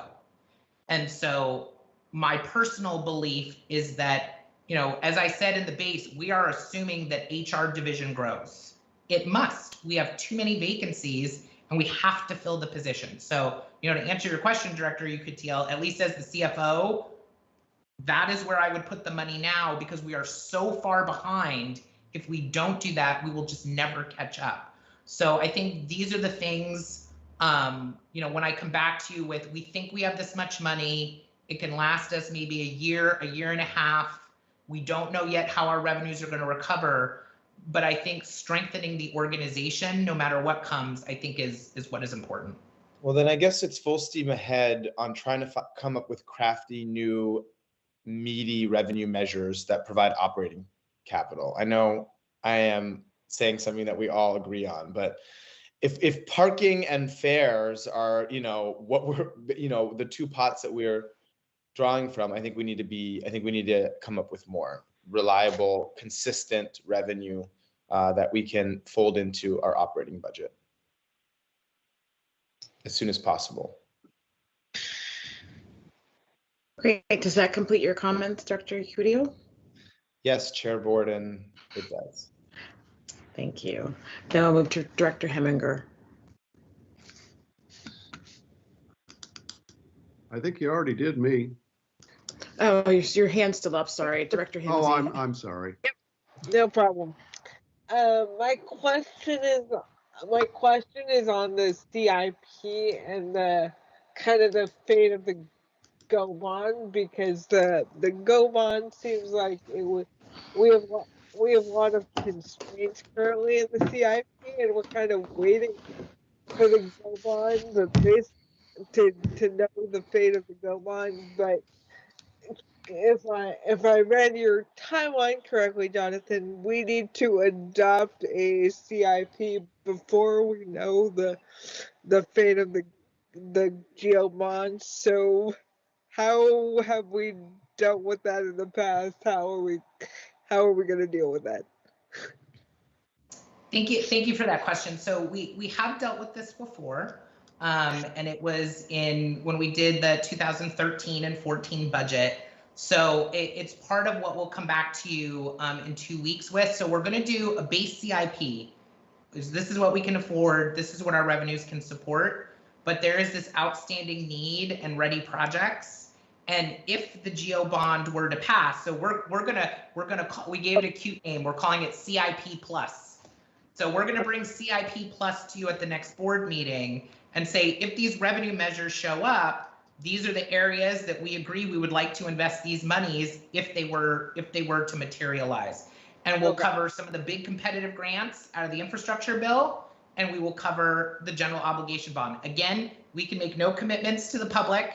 We must wait for the voters to decide. But I think as an agency, what I also heard in this session is the board wants us to be prepared if the bond passes to deliver on those improvements on the streets and in the transit system as soon as possible. Right, and we could adopt that CIP plus, as you're calling it. We could adopt that before it's, before the funding measures are, we can adopt that preemptively before the funding measures are passed by the voters, so we could have that in place if it happens, if it goes the way we want it to go. Yes, in a very similar way, if the board remembers when we did the revenue bond last year, remember we also had that discussion about where there were critical gaps that we couldn't fill, and we used our revenue bond and our debt capacity to fill some of those. We'll go through a very similar exercise in preparation for the GEO bond. So if the voters were kind enough to pass it for this organization, we will be ready on day one to deliver on the commitments we set in the bond. And then my last clarifying question is, for your transit revenue projections, at least for this budget cycle, at some point in the next 3 months, are we gonna get a number from you that you are more confident in, or is today's number pretty much what we should be going with and thinking about as we move forward in this conversation? So the baseline budget, again, was our, we do regular financial projections. And I'm glad we got to work with Ben and his team. Like, he looked under the hood and you read, like, our projection method is good and our assumptions are good. The baseline is an optimistic scenario. I'm not going to say that the current baseline doesn't have risk. I've told you what the risk is. But again, right, for the purposes of preparing the organization for any possible future, we should assume the maximum level of reasonable operations in the budget. And again, just like 2 years ago, for those board members that were here, when we did like 3 budgets, we kept cutting back like every meeting because the pandemic was getting worse. We assumed high, but we had expenditure controls. And if the board remembers, we appropriated high, but said, okay, if the fair revenue doesn't show up, then these new expenditures or programs get put on hold and the brakes are on them until the board is comfortable that there's sufficient revenue to sustain them. So my recommendation is that we use a similar approach. Again, that our appropriation and our budget be optimistic as to what the future might look like, but that we have appropriate controls and that the board tells us what things you want the brakes to be put on if our revenue expectations do not come through. All right. Thank you, Chair. Thank you. So with that, at this point, I will open it up to public comment. So this is time for anyone on the line to comment on Mr. Ruber's presentation and those comments of the board members and any insights that you'd like to offer us on what you think priorities should be and how we should handle our budget. Again, we're using today the 888 number we've traditionally used, which is 888-808-6929, access code 996-1164. If you happen to be on the other line, we will get to you as well, and we'll start there. Secretary Silva. Yep. So callers who join using the 415 number, could you please dial *5 to raise your hand if you would like to speak on this item? Members of the public, callers who join using the 888 number that Chair Borden just shared, if you want to enter the queue, please dial 10. Great. So do we have people in the queue? I guess first looking at the 415 number. At this time, we do not have anyone in the queue using the 415 number, so we could go ahead and move to the AT&T line. Great. So moderator, are there any calls on the line? If you are on the AT&T line, press 10 to be put into the queue to speak. You have 4 questions remaining. First speaker. This is Herbert Weiner. In respect to the budget and its planning, full priority should be given full restoration of transit services. Now, also, I'm wondering, there's another source of revenue. Shouldn't the bicyclists pay for their licenses and also parking fees? I think this is an untapped resource. And thirdly, there should be no increase in bus fares. You'll have less riders on the bus. And it's not It's not realistic. So those are my comments. Thank you, Mr. Weiner. Next speaker, please. You have 4 questions remaining. Next speaker. Hi there, this is Zach Dicebros with San Francisco Transit Riders. Thank you, Jonathan, for the very detailed presentation as usual. San Francisco Transit Riders would like to urge the board to pursue alternatives to fare indexing.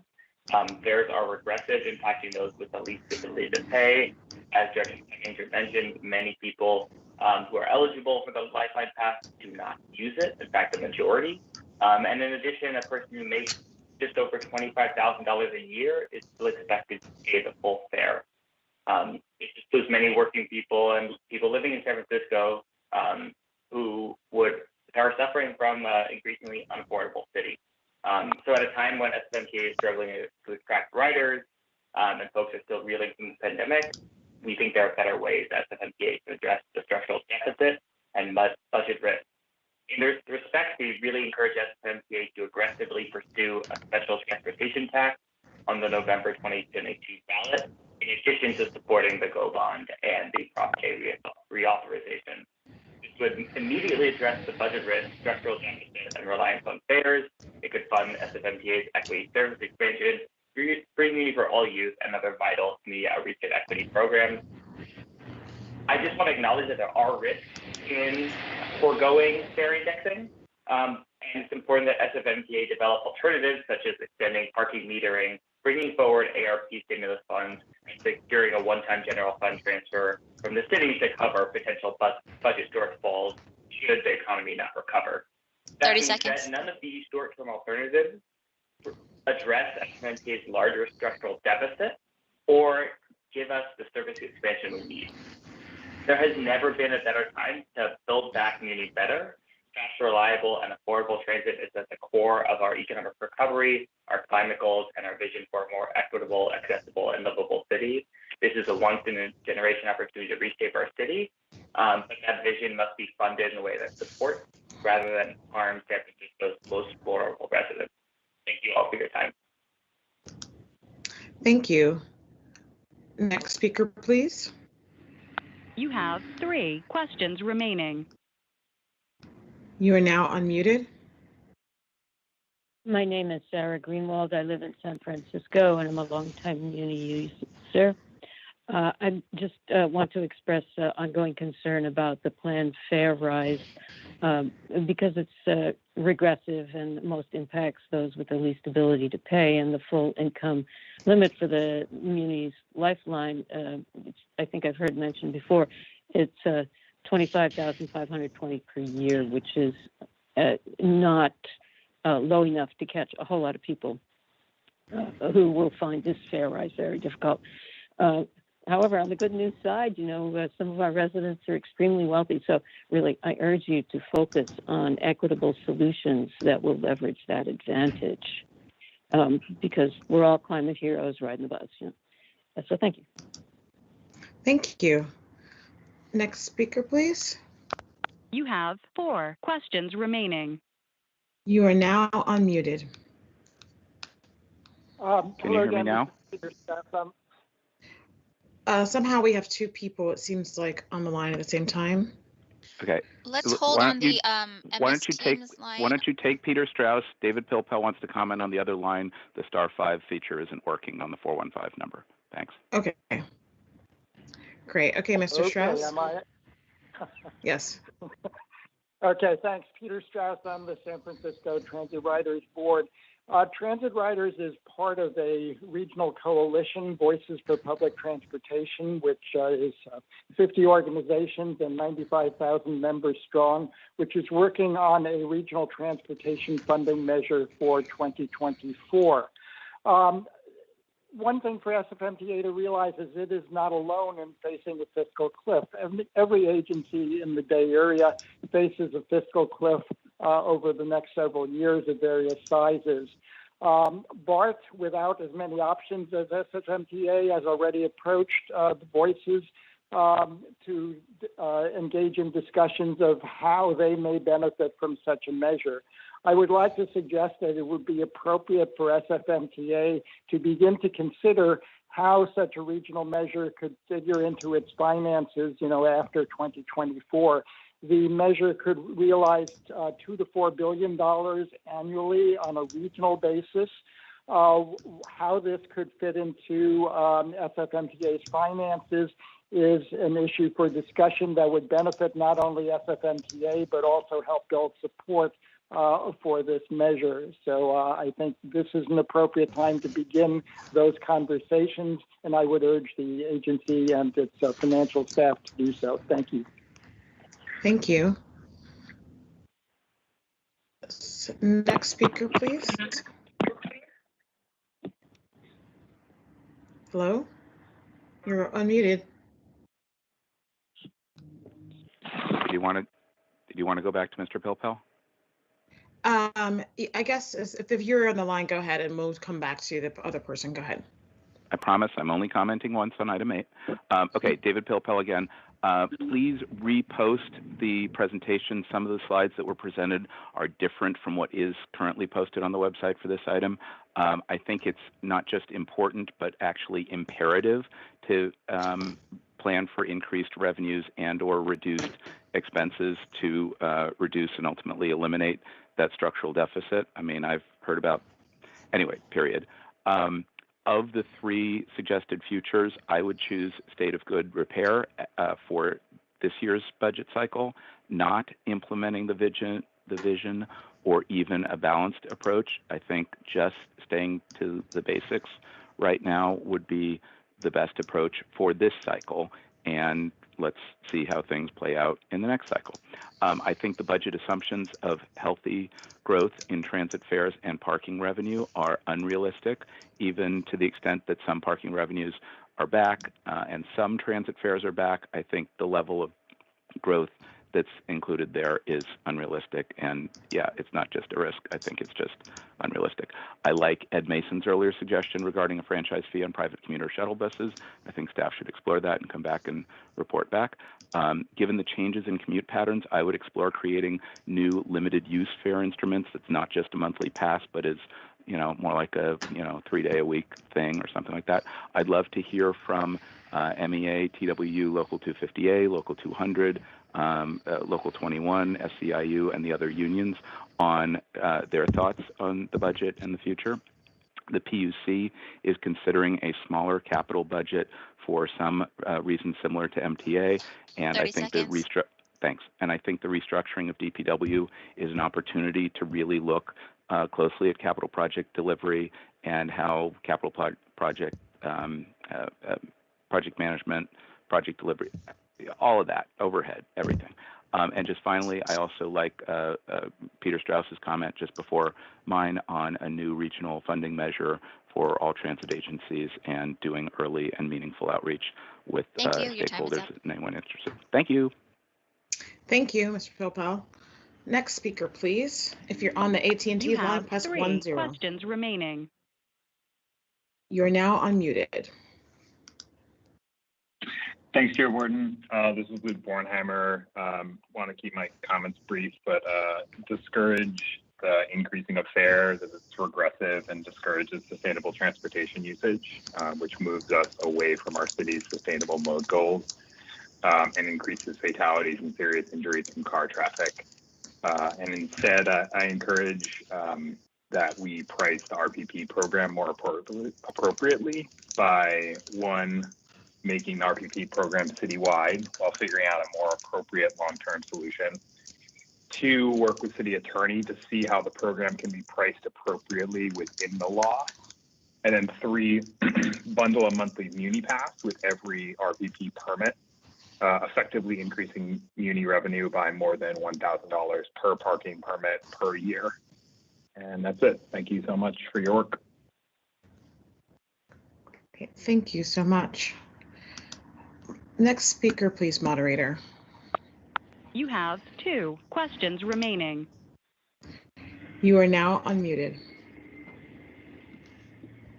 Good morning, everyone. My name is PJ Eugenio, and I'm with SOMCAN, Title Market Community Action Network. SOMCAN and community partners and organization opposed the fare increase 2 years ago, and we are here again, right? Working class families are still battling pandemic. Transit riders don't have the same services during these rough times, and the services before the pandemic wasn't good enough for riders. What more now when riders are facing unemployment, lack of hours at workplace, worried about family health? I also want to point out that the outreach that SFMTA have done in the community is not enough. The multilingual survey, poster, media, outreach, and emails didn't even reach the SOMA, and I'm sure other communities didn't get it also. SFMTA can't just table at BART stations and call that community outreach. SFMTA can't just do a survey and give us the answer, and can't write our own opinion and call that feedback from the community.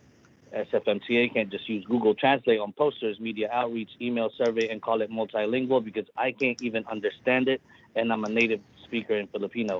Please do proper outreach to the community that you are serving, and you will see that transit riders can't afford a fare increase. Thank you. Thank you. Next speaker, please. You have 2 questions remaining. You are now unmuted. Good morning. Thank you. So I apologize for calling in late. I must have misunderstood how this was structured on the MTA's website. Just calling in about item number 7, specifically the apprenticeship program handout. My name's John Doherty. I'm the business manager with IBEW Local 6. And I just want to make clear that there's a couple classifications in here that we do not have an apprenticeship program yet for the transit power line worker, nor have we had any discussions on the electrical technician, which isn't the actual exact classification name. But at any rate, I just thought you should know that it would be confusing if you read what was presented. You would think that this was already done and agreed to, and that's just not the case. So I just want to make sure that the board is aware. Thank you. Thank you. Next speaker, please. You have 1 question remaining. Your line is now unmuted. Hi, good morning. Bob Allen with Urban Habitat, also a member of the Voices for Public Transportation Coalition.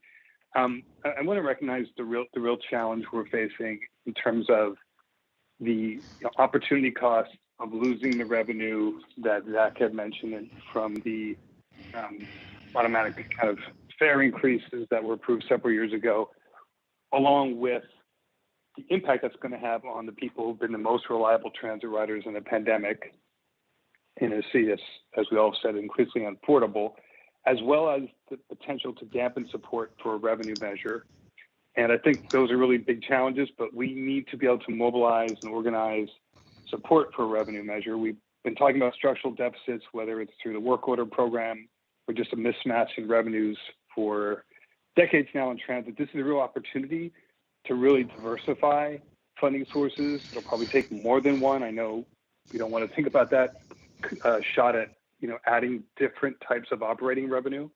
I do think the assumptions on revenue, especially fare revenue and parking, potentially could be over optimistic. I would like to really think about how we can plan for and support down the line a regional measure. We know 2024 there is the possibility of a regional housing bond measure being on, so we don't know when that will be, but we need to build that campaign, and San Francisco has to help lead it for a regional funding measure that can help address the structural deficits that we know we need to deal with.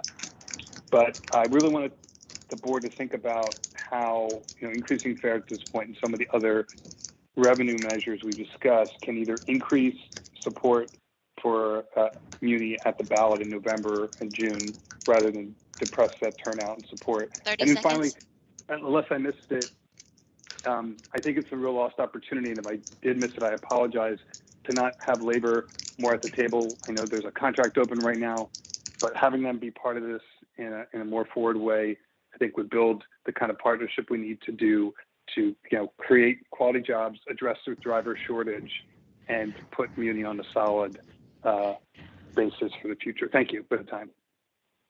Thank you. Moderator, are there additional callers? You have 0 questions remaining. So with that, we will close public comment, and then just directors, or any final comments, or shall we move on to our next item on the agenda?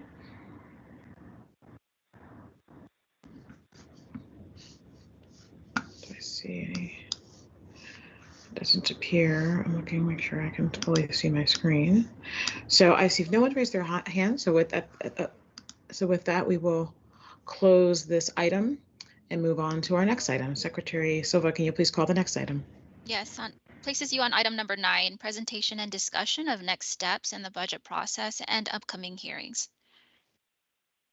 Great. So there's no presentation. I will not give you another 40-slide presentation. Great. Let's close out with that. So this was a lot of information that we presented to you at that annual board workshop. I think what for a couple of things that Jeff and I had talked about to kind of prep. So our takeaway, our immediate takeaways are going to be, we're going to take all the notes and feedback that you've given us through this workshop, and we will go through the design process of synthesis to see where there's consistency in your ask, to kind of get a sense of the entire board. And we will bring that back to you in 2 weeks to confirm, generally this is the direction that you're giving us. A couple of you have had requests over the course of the workshop. You will have additional requests in almost every hearing that will be occurring between now and the end of April. Some feedback is you asked for a ton of report backs at the board workshop last year. And I think the board will recall that your meetings were all going till 8 p.m. and sometimes later. So my ask is that when you ask for a report back, you either say you would like a full report back to the board, could this be presented at PAG, or could you just send me, like Director Yukutiel, you said, I'm just the one interested in this, and then the staff, the appropriate staff from an MTA division or my staff will follow up with you to give you that information. I think it will be easier for us to manage your requests throughout the process. If, I'd like this to be part of the full board meeting, we can do this at committee, or can you give me the information to, again, help you be as informed as you can be throughout the budget process. So again, the steps that we're anticipating going through is we will be doing an outreach process. We normally do with the budget. Again, it is going to, for the public, it's going to be very different than what the MTA has done in the past. So for those of you who have been on the board for a very long time, we usually at the workshop come with a full cooked budget. And the outreach we do and the feedback we get from the board is, what do you like? What don't you like? What do you want to take out? What do you want to put in? And we were very deliberate this time to have an open conversation about, where should the agency go? What does it need to do? Where does it need to function better? And how can we serve the public better? And so our outreach throughout February will be focused with that theme, that it is going to be listening sessions. Jeff will be attending a lot of them himself. It's actually something that we learned from Mayor Breed. She does a very similar process with the city general fund budget. And so we're going to do the same thing. We just want to hear from San Francisco and San Franciscans about how we're doing, what can we do better, hearing where we're doing well, and then taking some of the proposals you saw and integrating those into the budget. So we wanted to go through that process first before giving you the full budget. So that will come to you on March 15th. We'll give you a revised baseline with programs and proposals based on your feedback and what we hear from the public. In February, a lot of that will be focused on capital and CIP plus, because I know that the board is very interested in engaging in that conversation. I think that will answer a lot of the questions that you had about Vision Zero throughout the board workshop. I think we can have Director Eakin kind of that deep, like, what does it take to get there and what are we going to do about it conversation. I think we will integrate into that presentation and discussion in 2 weeks. We will have separate hearings consistent with the prior budget, one strictly for fees and fines parking. So we will revisit the conversation about the tow program in the first week of March. And then we will have a conversation about the FAIR program on March 15th, along with the adoption of the Muni equity strategy. The FAIR policy, we normally would have shown you at the board workshop. We also didn't do that on purpose because we want to hear from the public before we develop recommendations. We did not want this to be staff driven. We want this to be board and public driven. So we will recommend changes to the FAIR structure and programs. Whether or not that's a net increase is a conversation for the board and the public to have. So we want to hear from people. We have no recommendation other than the baseline budget you saw today. So that is the planned next steps and order of operations. And I think we just wanted to leave this time, unless Jeff wants to add anything. If there are specific report backs, or I would like to know this, or Jonathan and Jeff, I need to understand this to make an informed decision, we will take those now. And we will integrate that into, following up with you, a briefing, going to PAG or a committee, or a hearing at one of the upcoming MTA board meetings. Director Heminger and then Director Yacudio. Thank you, Madam Chair. And Jonathan, I may have missed it, but when are we going to circle back and talk about new revenue measures? Is that in the budget discussion, or it seems to me it sort of has its own, it deserves its own place, like you're giving the parking revenue and the transit fares? I'm gonna need Jeff's help with this one. I think some of the decisions around risk and use of the one-time funds must be attached to your confidence that a new and sustainable revenue source will show up. I think we have enough information to provide the board a meaningful update on possibilities for the city in the future on that. My recommendation would probably be that we do it around the March 1st board meeting and hearing, if you would like that at the full board. If not, it's an appropriate conversation for PAG, and we can do that at the February PAG meeting or March PAG meeting, whichever you would like. Jeff, do you want to add to that? That's what I got. That's right.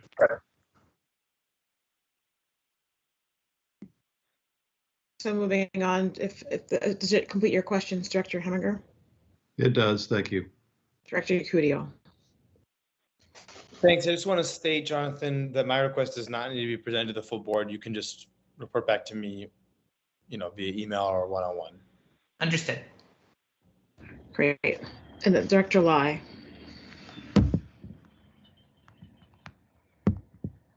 Director Lai, you are muted. Director Lai, you're still muted. Yeah. I think that works now. Yes. Muted, unmuted, and muted again. Okay. Sorry about that. Thank you, Chair. I do have a couple of asks. I think primarily most of them, it's just I need some additional separate education so I can provide feedback. This is as much information as this is really just like summary from Jonathan, and it's so yeah, I need the details before I can provide policy feedback. That's just how I operate. I think primarily what I would really like is a more detailed understanding and discussion around what is assumed in the baseline scenario.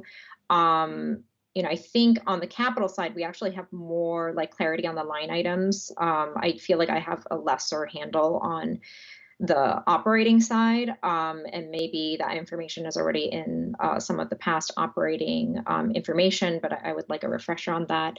The second thing I would like back is I feel like a lot of the asks from the sessions did not actually have a dollar amount to it, and even if it added a dollar amount in the handout, it wasn't specific about where it's actually going, number of FTEs, stuff like that. So I would like, and this I feel like should be reported back to the group, is just more details about the ask, what's going into the 52 million expenditure that you're estimating, and we understand that it's a range.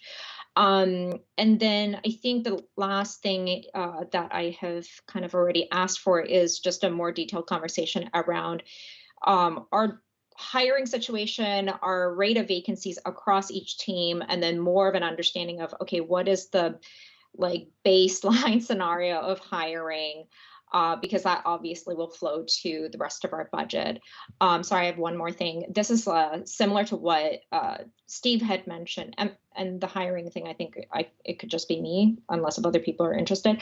The last thing is really on the revenue generation side. I mean, I really feel strongly, as my colleagues have also expressed, that we need a much more aggressive look at our potential revenues, because I'm not sensing from the community, and even representing my own views, that MTA can really shrink our service, right? We're being asked to expand, and I do feel like that is a positive direction. However, obviously, we need to figure out new sources.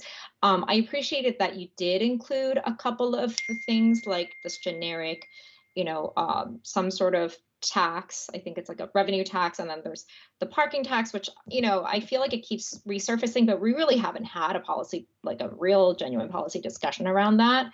And then there's been other measures that have been raised by the public, including the regional one. I feel like we should be adding all of those to the realm of discussion. And perhaps, as Director Herminger already addressed, maybe that does require some sort of separate hearing. So that, I think, needs to be back to the group. Thank you.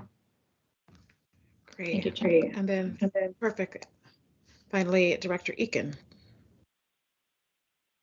Thank you. I just have one item, and this is just related again to the sort of staff stress, fatigue, burnout theme that Director Tumlin raised at the top of the meeting. This just feels to me like a kind of a house is on fire, not like we should get to that in a few months, but like we need to be dealing with that right now. And I basically just wanted to understand, is there something that you need from us in order to be able to address that situation? Are you raising it for our general awareness? Are you asking for resources? Or are you, as leaders and managers of the institution, are you able to implement the plan that you have to address that concern? And you're mostly just sort of making us aware, because if there's any action we need to take in order to enable you to address the staff challenges that you're seeing, I think I just want to really crisply and clearly understand that and push for us to take urgent action to be responsive. And the answer is we mostly know what we're doing. If we could just stop the massive Omicron crises or having our entire HR division focused on getting everyone vaccinated, then we'd be able to implement. We're also developing a strategy that might require citywide Board of Supervisors action, but we're getting strong support from other departments and the mayor's office for that. Great. Anything additional? Seeing none, I will move on to public comment, and this is on item number 8, which is basically the extension of item number 7. If you'd like to speak, please press 10 to get into the queue. If you're on the AT&T 1888 line. Moderator, are there callers on the line? You have 0 questions remaining. So with that, we'll move to the Microsoft Teams line. Is there anyone on the Teams line who would like to comment? And anyone on the Teams line? Mr. Pilpel, please go ahead. Sorry, can you hear me now? Yes, we can. Okay, David Pilpel. I'm on the AT&T line. The star 5 isn't working. I think you said public comment on item 8. I believe you meant item 9. Is that correct? Right. Sorry, my mistake. Okay. I we just spoke. Okay. All right. Very briefly, David Pilpel again. Okay, today is February 2nd. The March 1st meeting is only 27 days away. That agenda will likely be posted on Thursday, February 24th, which is only 22 days away.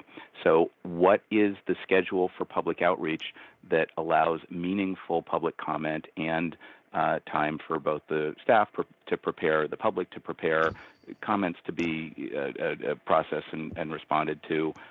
Is there a website yet? Are materials being developed? Will there be stuff in language and in community and all the things that you've talked about, or is this just going to be a rush with an opportunity for public comment that's like one time for 20 minutes and it's not really going to matter, and then you just check off the box? So if you're serious about doing public outreach on the budget, then Can you talk about that briefly before you close this item? And again, please repost the presentation for item 8 and post the presentation for item 10. And the agenda does indicate that there was to be a presentation for item 9. Thanks for listening. Thank you. And just for clarification, the item 9 presentation ended up being presented in item 8. Fair enough. Thank you. Thank you. Are there any additional callers on the Microsoft Team line? For callers on the 415 line, you can try to dial *5 to raise your hand so that I can see you.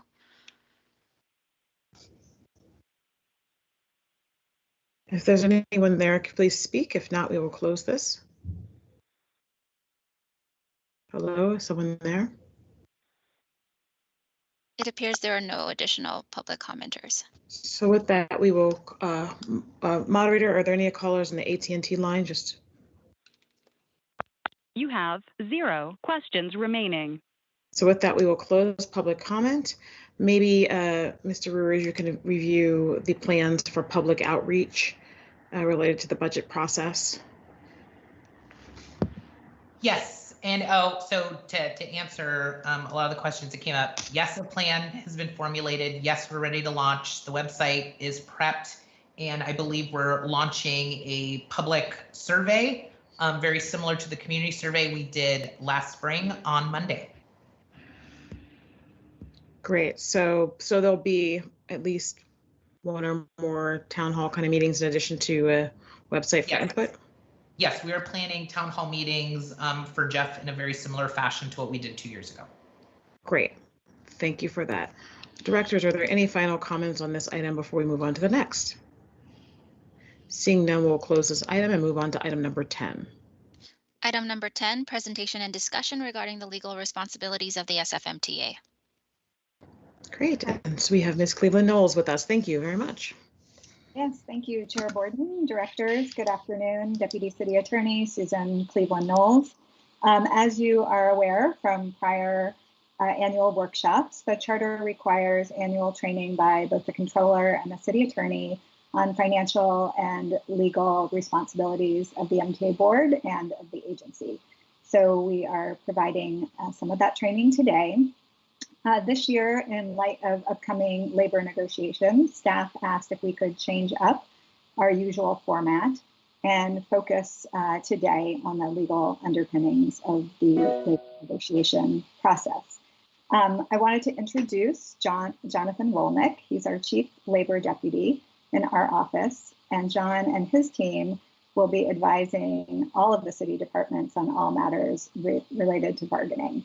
I also wanted to introduce Gina Roccanova, and and her team will be the chief labor negotiators for the MTA. Gina is a principal in the San Francisco office of Jackson Lewis, and she has more than 20 years in the bargaining and negotiating process. She handled the prior MOU for the SFMTA, and she was a former deputy city attorney in our office, among many other things. So I am going to turn it over to Gina today to provide a brief presentation and training for you on the bargaining process. Thank you, and Gina, welcome. Thank you so much, Susan.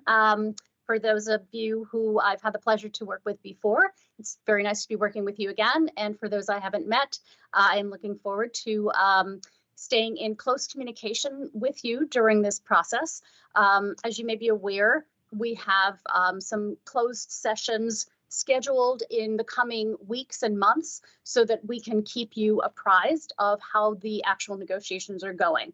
The purpose of today's presentation is just to give you a legal overview of the process itself and some more information about sort of the who, what, when, where, and why. Perhaps not the why, but all the rest of them as we head into negotiations. So I am going to share my screen with you.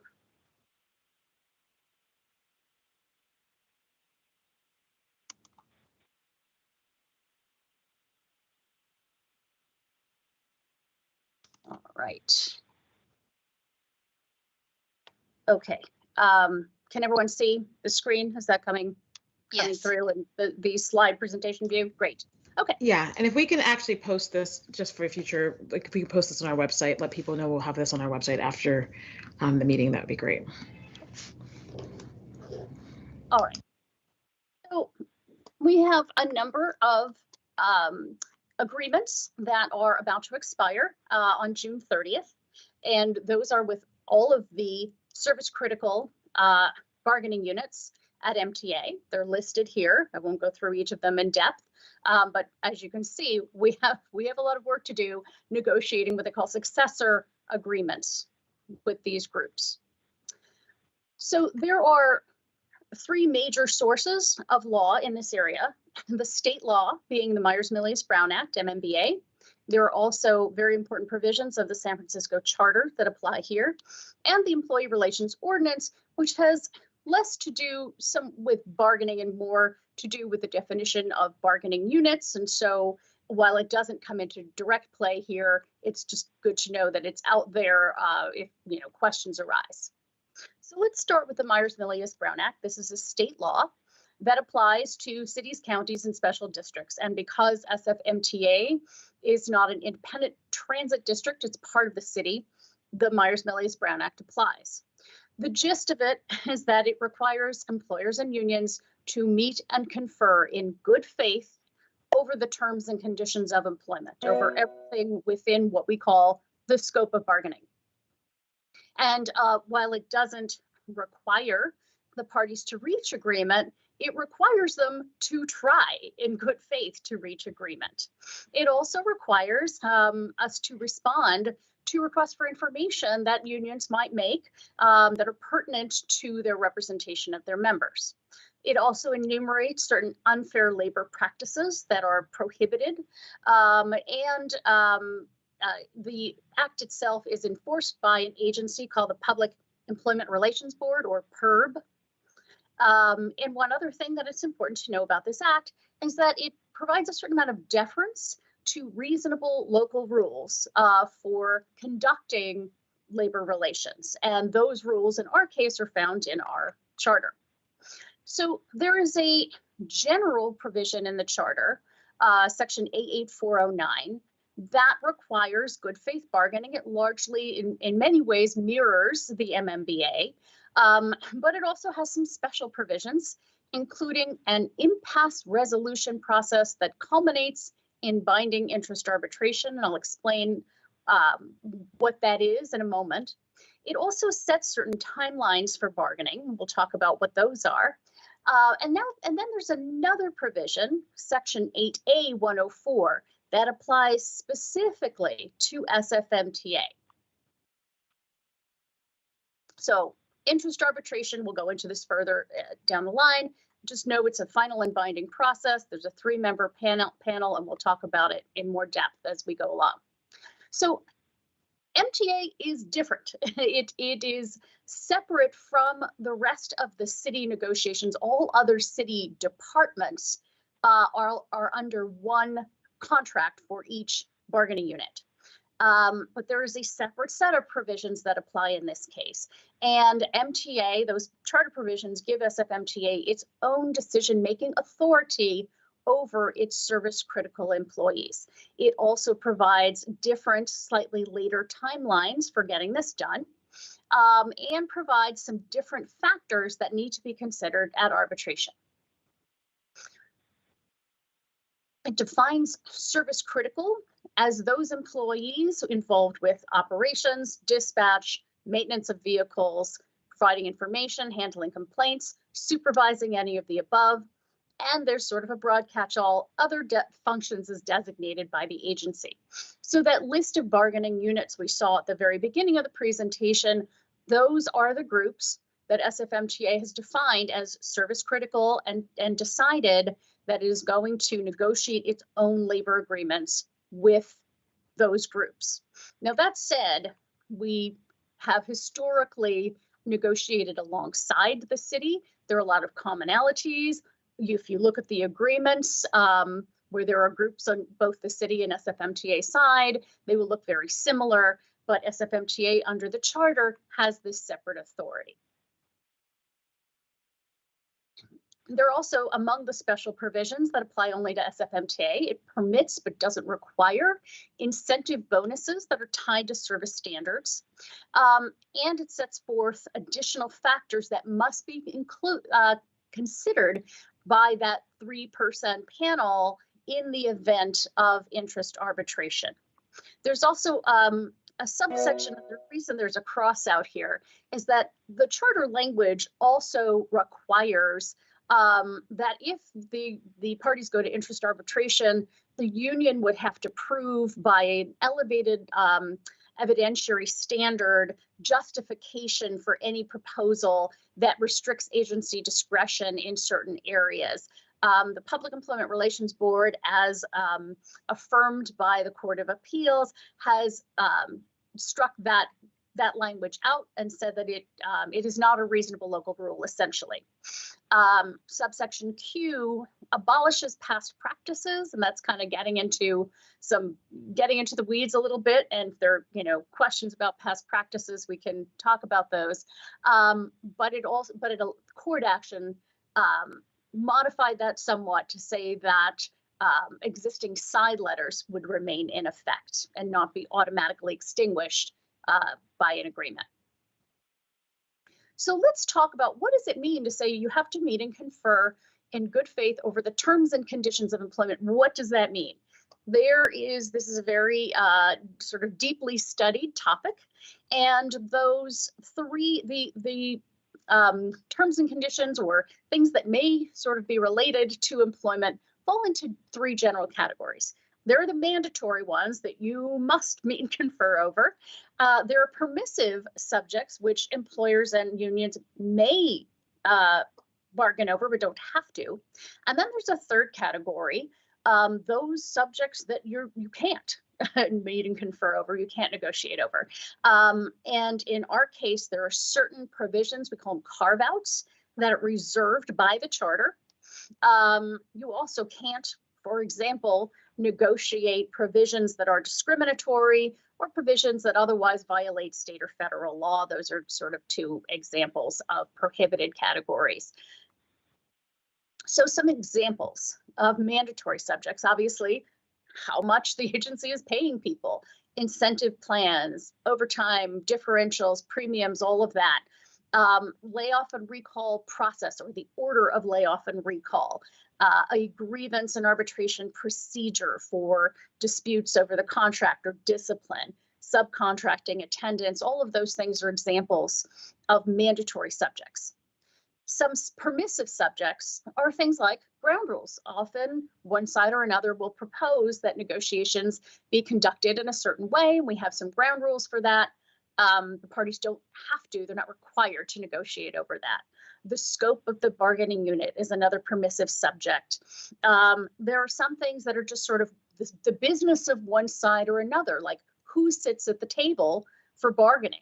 The number of people who get release time, that's bargainable, but who specifically it's going to be need not be bargained over, and there are good reasons why one side or another may not want to.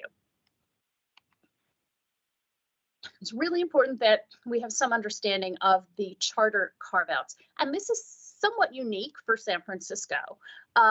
Anything that falls under the jurisdiction of the Civil Service Commission, so the rules for selection and eligible lists, the status rights, the classification system itself, probational status, not the duration of it, but the existence of it, the accrual and definition of sick leave, which again is very unusual. Those are all reserved to the Civil Service Commission. Although the Civil Service Commission itself is, must meet and confer as required by law, and that is a process that happens sort of apart from the bargaining table. The charter also has specific provisions regarding retirement benefits, our health plan design and benefits, vacation accrual, and the retiree healthcare trust fund. Those are all carve-outs. They're set by the charter, and those may not be discussed at the bargaining table. I can pause if there are any questions, although I'll warn you, I can't see anyone. All I can see is my slides. So if there are Any questions as of this stage before I move on to the next section? Please feel free to yell them out. Right, Gina, I'm not seeing any questions. This is Susan. Oh, good. Thank you. Okay. Oh, actually, Director Eakin. I'm sorry, Director Eakin. No, I was just going to say my sense is we should just go through the whole presentation and do questions at the end. Thank you. Okay. So this is an overview of the bargaining process itself, starting with the who. So obviously each side, the union and the management, each have a bargaining team. Each side gets to decide who participates. The union team is typically unit members and some union representatives. They may be attorneys, they may be union reps. The management team has management confidential employees. Again, they may have attorneys at the table or outside consultants. The general rule of thumb is that the members of the bargaining unit who are negotiating for their side get what they call release time. They get to, if they're on the clock, time that they would otherwise be working, they get to be at the table without losing pay for that period of time. Each side will typically must have really a chief negotiator, a note taker, and then a mix of other roles such as legal counsel, someone from finance, operations, etc. So the chief negotiator's role is really to speak for and bind their side of the table. Now there's a big asterisk there because any agreements that are reached at the table have to be approved as to form by the city attorney's office, and the ultimate agreement must be approved by the board. So to that end, the chief negotiator derives their authority from the agency, and in the form of the team members, the executive management who are coming up with proposals and direction from the board as well. It is important to have a chief negotiator because each side needs to know who they're dealing with, who is authorized to make proposals and counter proposals. And the chief negotiator is sort of like the quarterback and sort of decides, okay, who's doing what and when. We also have a note taker at the table, and that is a critical role because that person is essentially creating the bargaining history, hopefully taking very thorough notes. And if down the road we have a dispute, that person's notes will become potentially quite crucial. Legal counsel is there to issue spot. Sometimes whether a particular topic is within the scope of bargaining can be kind of tricky. So we have somebody who is there advising. Each table has a representative of the city attorney's office assigned so that that person can flag these issues and help us avoid unfair labor practices and help us avoid any conflicts with law or internal rules. And also, if the parties don't reach agreement and we have to go to interest arbitration, then legal counsel will typically represent SFMTA in that process as well. Finance has obvious roles. They're going to be presenting information about the agency's financial situation. They're going to be calculating the costs of proposals, and we work with them very closely to make sure that we understand the financial impact of what is happening at the table. And then there's operations. They're essentially the end users of the agreement. They're the ones who have to live with whatever is negotiated, and they're a crucial part of the bargaining team as well. They're subject matter experts. They help develop proposals and do what we like to call reality testing in that process. HR also has a crucial role to play in this process. They're sort of behind the scenes advising, making sure that all of the different tables are coordinated, advising on the overall strategy and approach, and also interfacing with senior management and with the board as well. And then there's the senior management team, which is setting the overall objectives, carrying out the policies and priorities of the board. They delegate authority to the bargaining team to negotiate the agreement. They're the ones who are ultimately making the big calls and providing guidance and support along the way. Then there's yourselves. You all set the overall policy and tone. You give direction to the bargaining team. And perhaps most importantly of all, you are the ones who must approve the final agreement. And hopefully we do reach agreement and not have to go through impasse resolution. So then there's the where, and it's really whatever the parties decide to do. This year, we may have at least some element of remote negotiations, which will be a new challenge for us. The when is also important. Remember, I mentioned that the charter sets deadlines by which an agreement must be approved. And June 30th is the deadline for the SFMTA board to adopt a new agreement. It's got to be sunshine, so it's got to be filed with the board by June 15th. And to that, sort of working off of that schedule, we tentatively reserve arbitration dates with our neutral arbitrator, just in case we're not able to reach agreement in beginning late April, early May for the SFMTA contracts, so that we have enough time to finish that process before the end of the fiscal year. The what? Well, these are the basic steps of the process. We're in the process of setting our initial meetings, our initial sort of meet and greet meetings with the union teams. Hopefully we'll have some discussion of ground rules. There usually is a set of requests for information, which we will answer. And then the parties start trading proposals. And the negotiating process includes making sure you understand the other side's proposals, asking questions, getting clarification, and then you respond to each other. Counter proposals. We don't want to do this, but we'd be interested in doing that. Along the way, hopefully, the parties will reach what we call tentative agreements on specific proposals. And those are all contingent on reaching an entire agreement. But, you know, if you can reach agreement on a particular topic, great, you initial that, put it aside, and that becomes part of the overall agreement at the end of the day. There are some times when at the end of the process, there are different techniques that either side will use, including sort of a package proposal. If we can't reach agreement, we'll go through impasse resolution. At the end of that process, we'll either have a final agreement, a tentative agreement, or an arbitration award. If we reach agreement, then the agreement must be ratified by the union's members and adopted by the board. And then the step that sometimes gets left out of these things, but is actually the most important of all, is implementation. It is making sure everyone understands the new provisions and puts them into operation. So let's talk a little bit more about impasse resolution.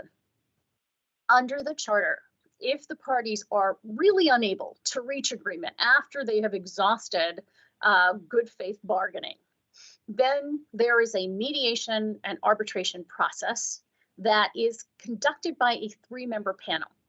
Each side, management and the union, appoint 1 member to that panel and decide on a neutral 3rd member of the panel. And obviously that's the crucial person.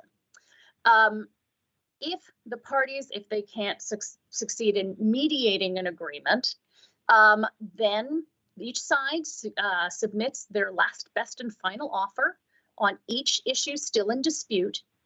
And the panel must choose one or the other. They can't split the baby. So if management says, you know, 1% and the union says 5% increase, it's got to be 1 or 5. It can't be 3.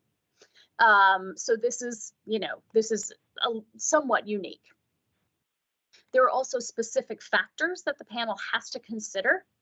And if they do make a decision, it is final and binding.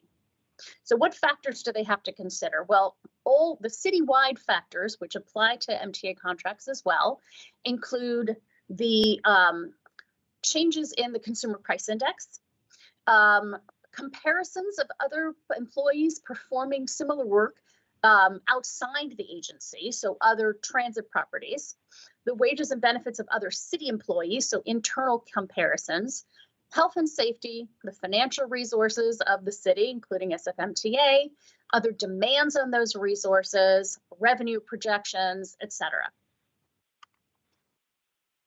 The charter provisions that apply specifically to SFMTA require the panel to consider, in addition, the interest and welfare of transit riders, residents, and other members of the public, SFMTA's ability to meet the costs, and not just to meet the cost, but to do so without materially reducing service or raising fares beyond what has already been approved and projected.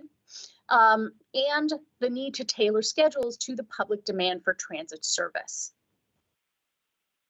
Those are all my slides for you. Hopefully that was not too much in too short a time. I will take my presentation down. Okay, how do I stop sharing? Oh dear, I'm so sorry. Great. So I'm going to open it up to the board members. I know some people have hard stops at 1. So if you have other questions, I mean, obviously most of this falls on you all and not so much us, but it's good for us to know. Director Lai. Thank you, Chair. 2 quick questions. One is, I'm so sorry, I might have missed how the 3-member panel is selected. Can you go over that again? Sure, happy to. So each side appoints their person, right? So it'll typically be a senior management person or somebody from HR, from the management side. From the union side, it'll be, you know, typically a union rep. And then both sides have to agree on a neutral third party, and those generally are professional arbitrators, the same group of people who would decide grievance arbitrations. Okay, and then if we're in that situation where they have to vote on either proposal A or B, it's a majority vote, or is it a unanimous vote? Yes, it's majority vote. Okay, so great. Almost always it'll be 2 to 1. Got it. Okay. And then my other question, oh my gosh, maybe it slipped my mind. Give me just 1 second. It's been a long day. You know what? I might have to send, oh, I remember. Are there any restrictions on board interactions with the parties involved, given that this is a live negotiation with lots of rules and contracts? That's a great question. So there is a prohibition against what they call direct dealing, meaning that the negotiations, proposals, encounters, and deals have to be made through the official designated representatives of each side. And so the simple way to think about it is that negotiations need to happen at the bargaining table. Okay. Great, thank you, Chair. And I should caveat that doesn't mean that, you know, you should not be listening to or responding to, you know, obviously constituent questions, and you know, there may well be public comment, etc. Those interactions are part of your normal sphere, but that's sort of different from actual bargaining. John, did you want to add to that? Or? I was just going to add that that's a mutual obligation. The same way that, you know, we can't have individual board members engaging in the direct dealing with the union. We can't also have other employee organizations inserting themselves into the negotiation. There may be some affinity group or other kinds of organization of employees, but we have to bargain with the recognized bargaining agent, which is the union. Great. Perfect. Are there any additional questions, Director Lai, before we move on to Director Hinsey? Yeah, Director Hinsey. I just had a quick question. You kind of gave us the end date by which we had to have this all wrapped up and voted on. But could we sort of get a sense of between now and then, like, what are we going to do, what, etc.? Great questions. What are we going to try to do what? Yeah, no, so that all the rest of the steps of the process are what will be happening at the bargaining table between now and when hopefully we present the board with a tentative agreement for approval. And the board's part of that is that we will be coming in closed session to update you on the negotiations, let you know what is happening, what proposals have been exchanged, what our strategy and goals are for each of the tables, etc. So that will all be happening between now and June, so that you won't just have this oh, what is this big document that I'm supposed to approve when June rolls around? Right, right. And then if we have comments on that, are we supposed to do that in closed session? Or to what extent can we, when it comes to the open, what extent should we, can we be talking about that, giving feedback, etc.? Well, so the approval itself will happen in open session. Right. The closed session conferences with your negotiators are a good opportunity to ask whatever questions you have about the process, about the strategy, etc. I don't know, John or Susan, if you have anything to add about sort of what, closed versus open session, because that's definitely more of your bailiwick. Yeah, thank you, Gina. I think, Director Hensey, I would just say that if you have any questions or concerns, or, probably closed session is the first place to ask. And then if you do want to make a public comment, we should probably discuss that, and we can advise you on what's appropriate for open session. Sounds good. Great. Does that conclude your questions, Director Hensey? Yep. Are there any other questions among board members before I open up to public comment? Seeing none, I'll open up to public comment. So this is the opportunity for members of the public to comment on our last item on the agenda, number 10, related to our advisement about our legal responsibilities. If you would like to comment specifically on that item, please press 10 if you're on the AT&T line, or try a *5 if you're on the Teams line. Can you hear me now? Sounds like, yes. Go ahead. Yes. David Pilpel. Sorry, *5 isn't working. So on this particular item, let me go to my notes there. So first of all, I appreciate the refresher on MMBA, the charter provisions, the MTA. It's not the EERO. That's the city one. It's the EROR. The PERB decision and the court limitations on the process. The EROR, the Employee Relations Operating Resolution that I have was uploaded on September 11th of 2006. And I'm just looking in my other notes here. It looks like that was adopted in 2002. October 15th, 2002. That goes back to, I believe, Larry Williams was the Deputy General Manager for Employee and Labor Relations at that time, and Diana Buckbinder was a key player right then. But I don't believe that's been amended since, and that was, more than 20 years ago. There are some titles and some other things in there that may need to be examined, and that was also before Proposition G of 2010, November of 2010, which, despite some of the subsequent decisions on that, may have some impact. So I would just encourage staff and outside counsel, city attorney, everybody, to take a look at that EROR and perhaps bring back an amended version 30 and seconds. go through that. Thanks, and go through that with Ms. Ackerman and her staff, because I think that that's a bit out of date. But I will go back and review the presentation, and I think this sets up very clearly in public what the process are and what some of the expectations may be for this process as it rolls out in the next few months. And I do have high confidence in both Jonathan Rolnick and Gina Rakanova. So they're great people, and I think the city side at least is well served in this process. Thanks for listening. Thank you, Mr. Pilpel. Moderator, are there additional callers on the line? That you appears to have be done. 0 questions remaining. And are there any questions on the Microsoft Teams? Hello?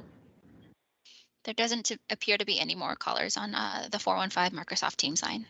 So great. With that, we will close public comment. Assuming there are no other comments among our directors, are there additional comments? I did want to make the public aware that we are conducting a survey. So maybe staff, you could talk about the survey that you're conducting? Yeah, I can share about that. So board members, you will be receiving a survey for feedback on the board workshop after this meeting. We will also be posting a survey for members of the public to take, and that survey will be on our meeting webpage, which is sfmta.com/board workshop. Great. And so with that, Chair, Board, and Directors, that does conclude the business before you today. Great. And so with that, I will adjourn this special meeting of our workshop. Thank you all. Thanks to all staff and all the hard work you did on this, and thank you, directors, for your very focused participation. Thanks so much. Have a great rest of your day. Thank you. Thanks all. Bye all.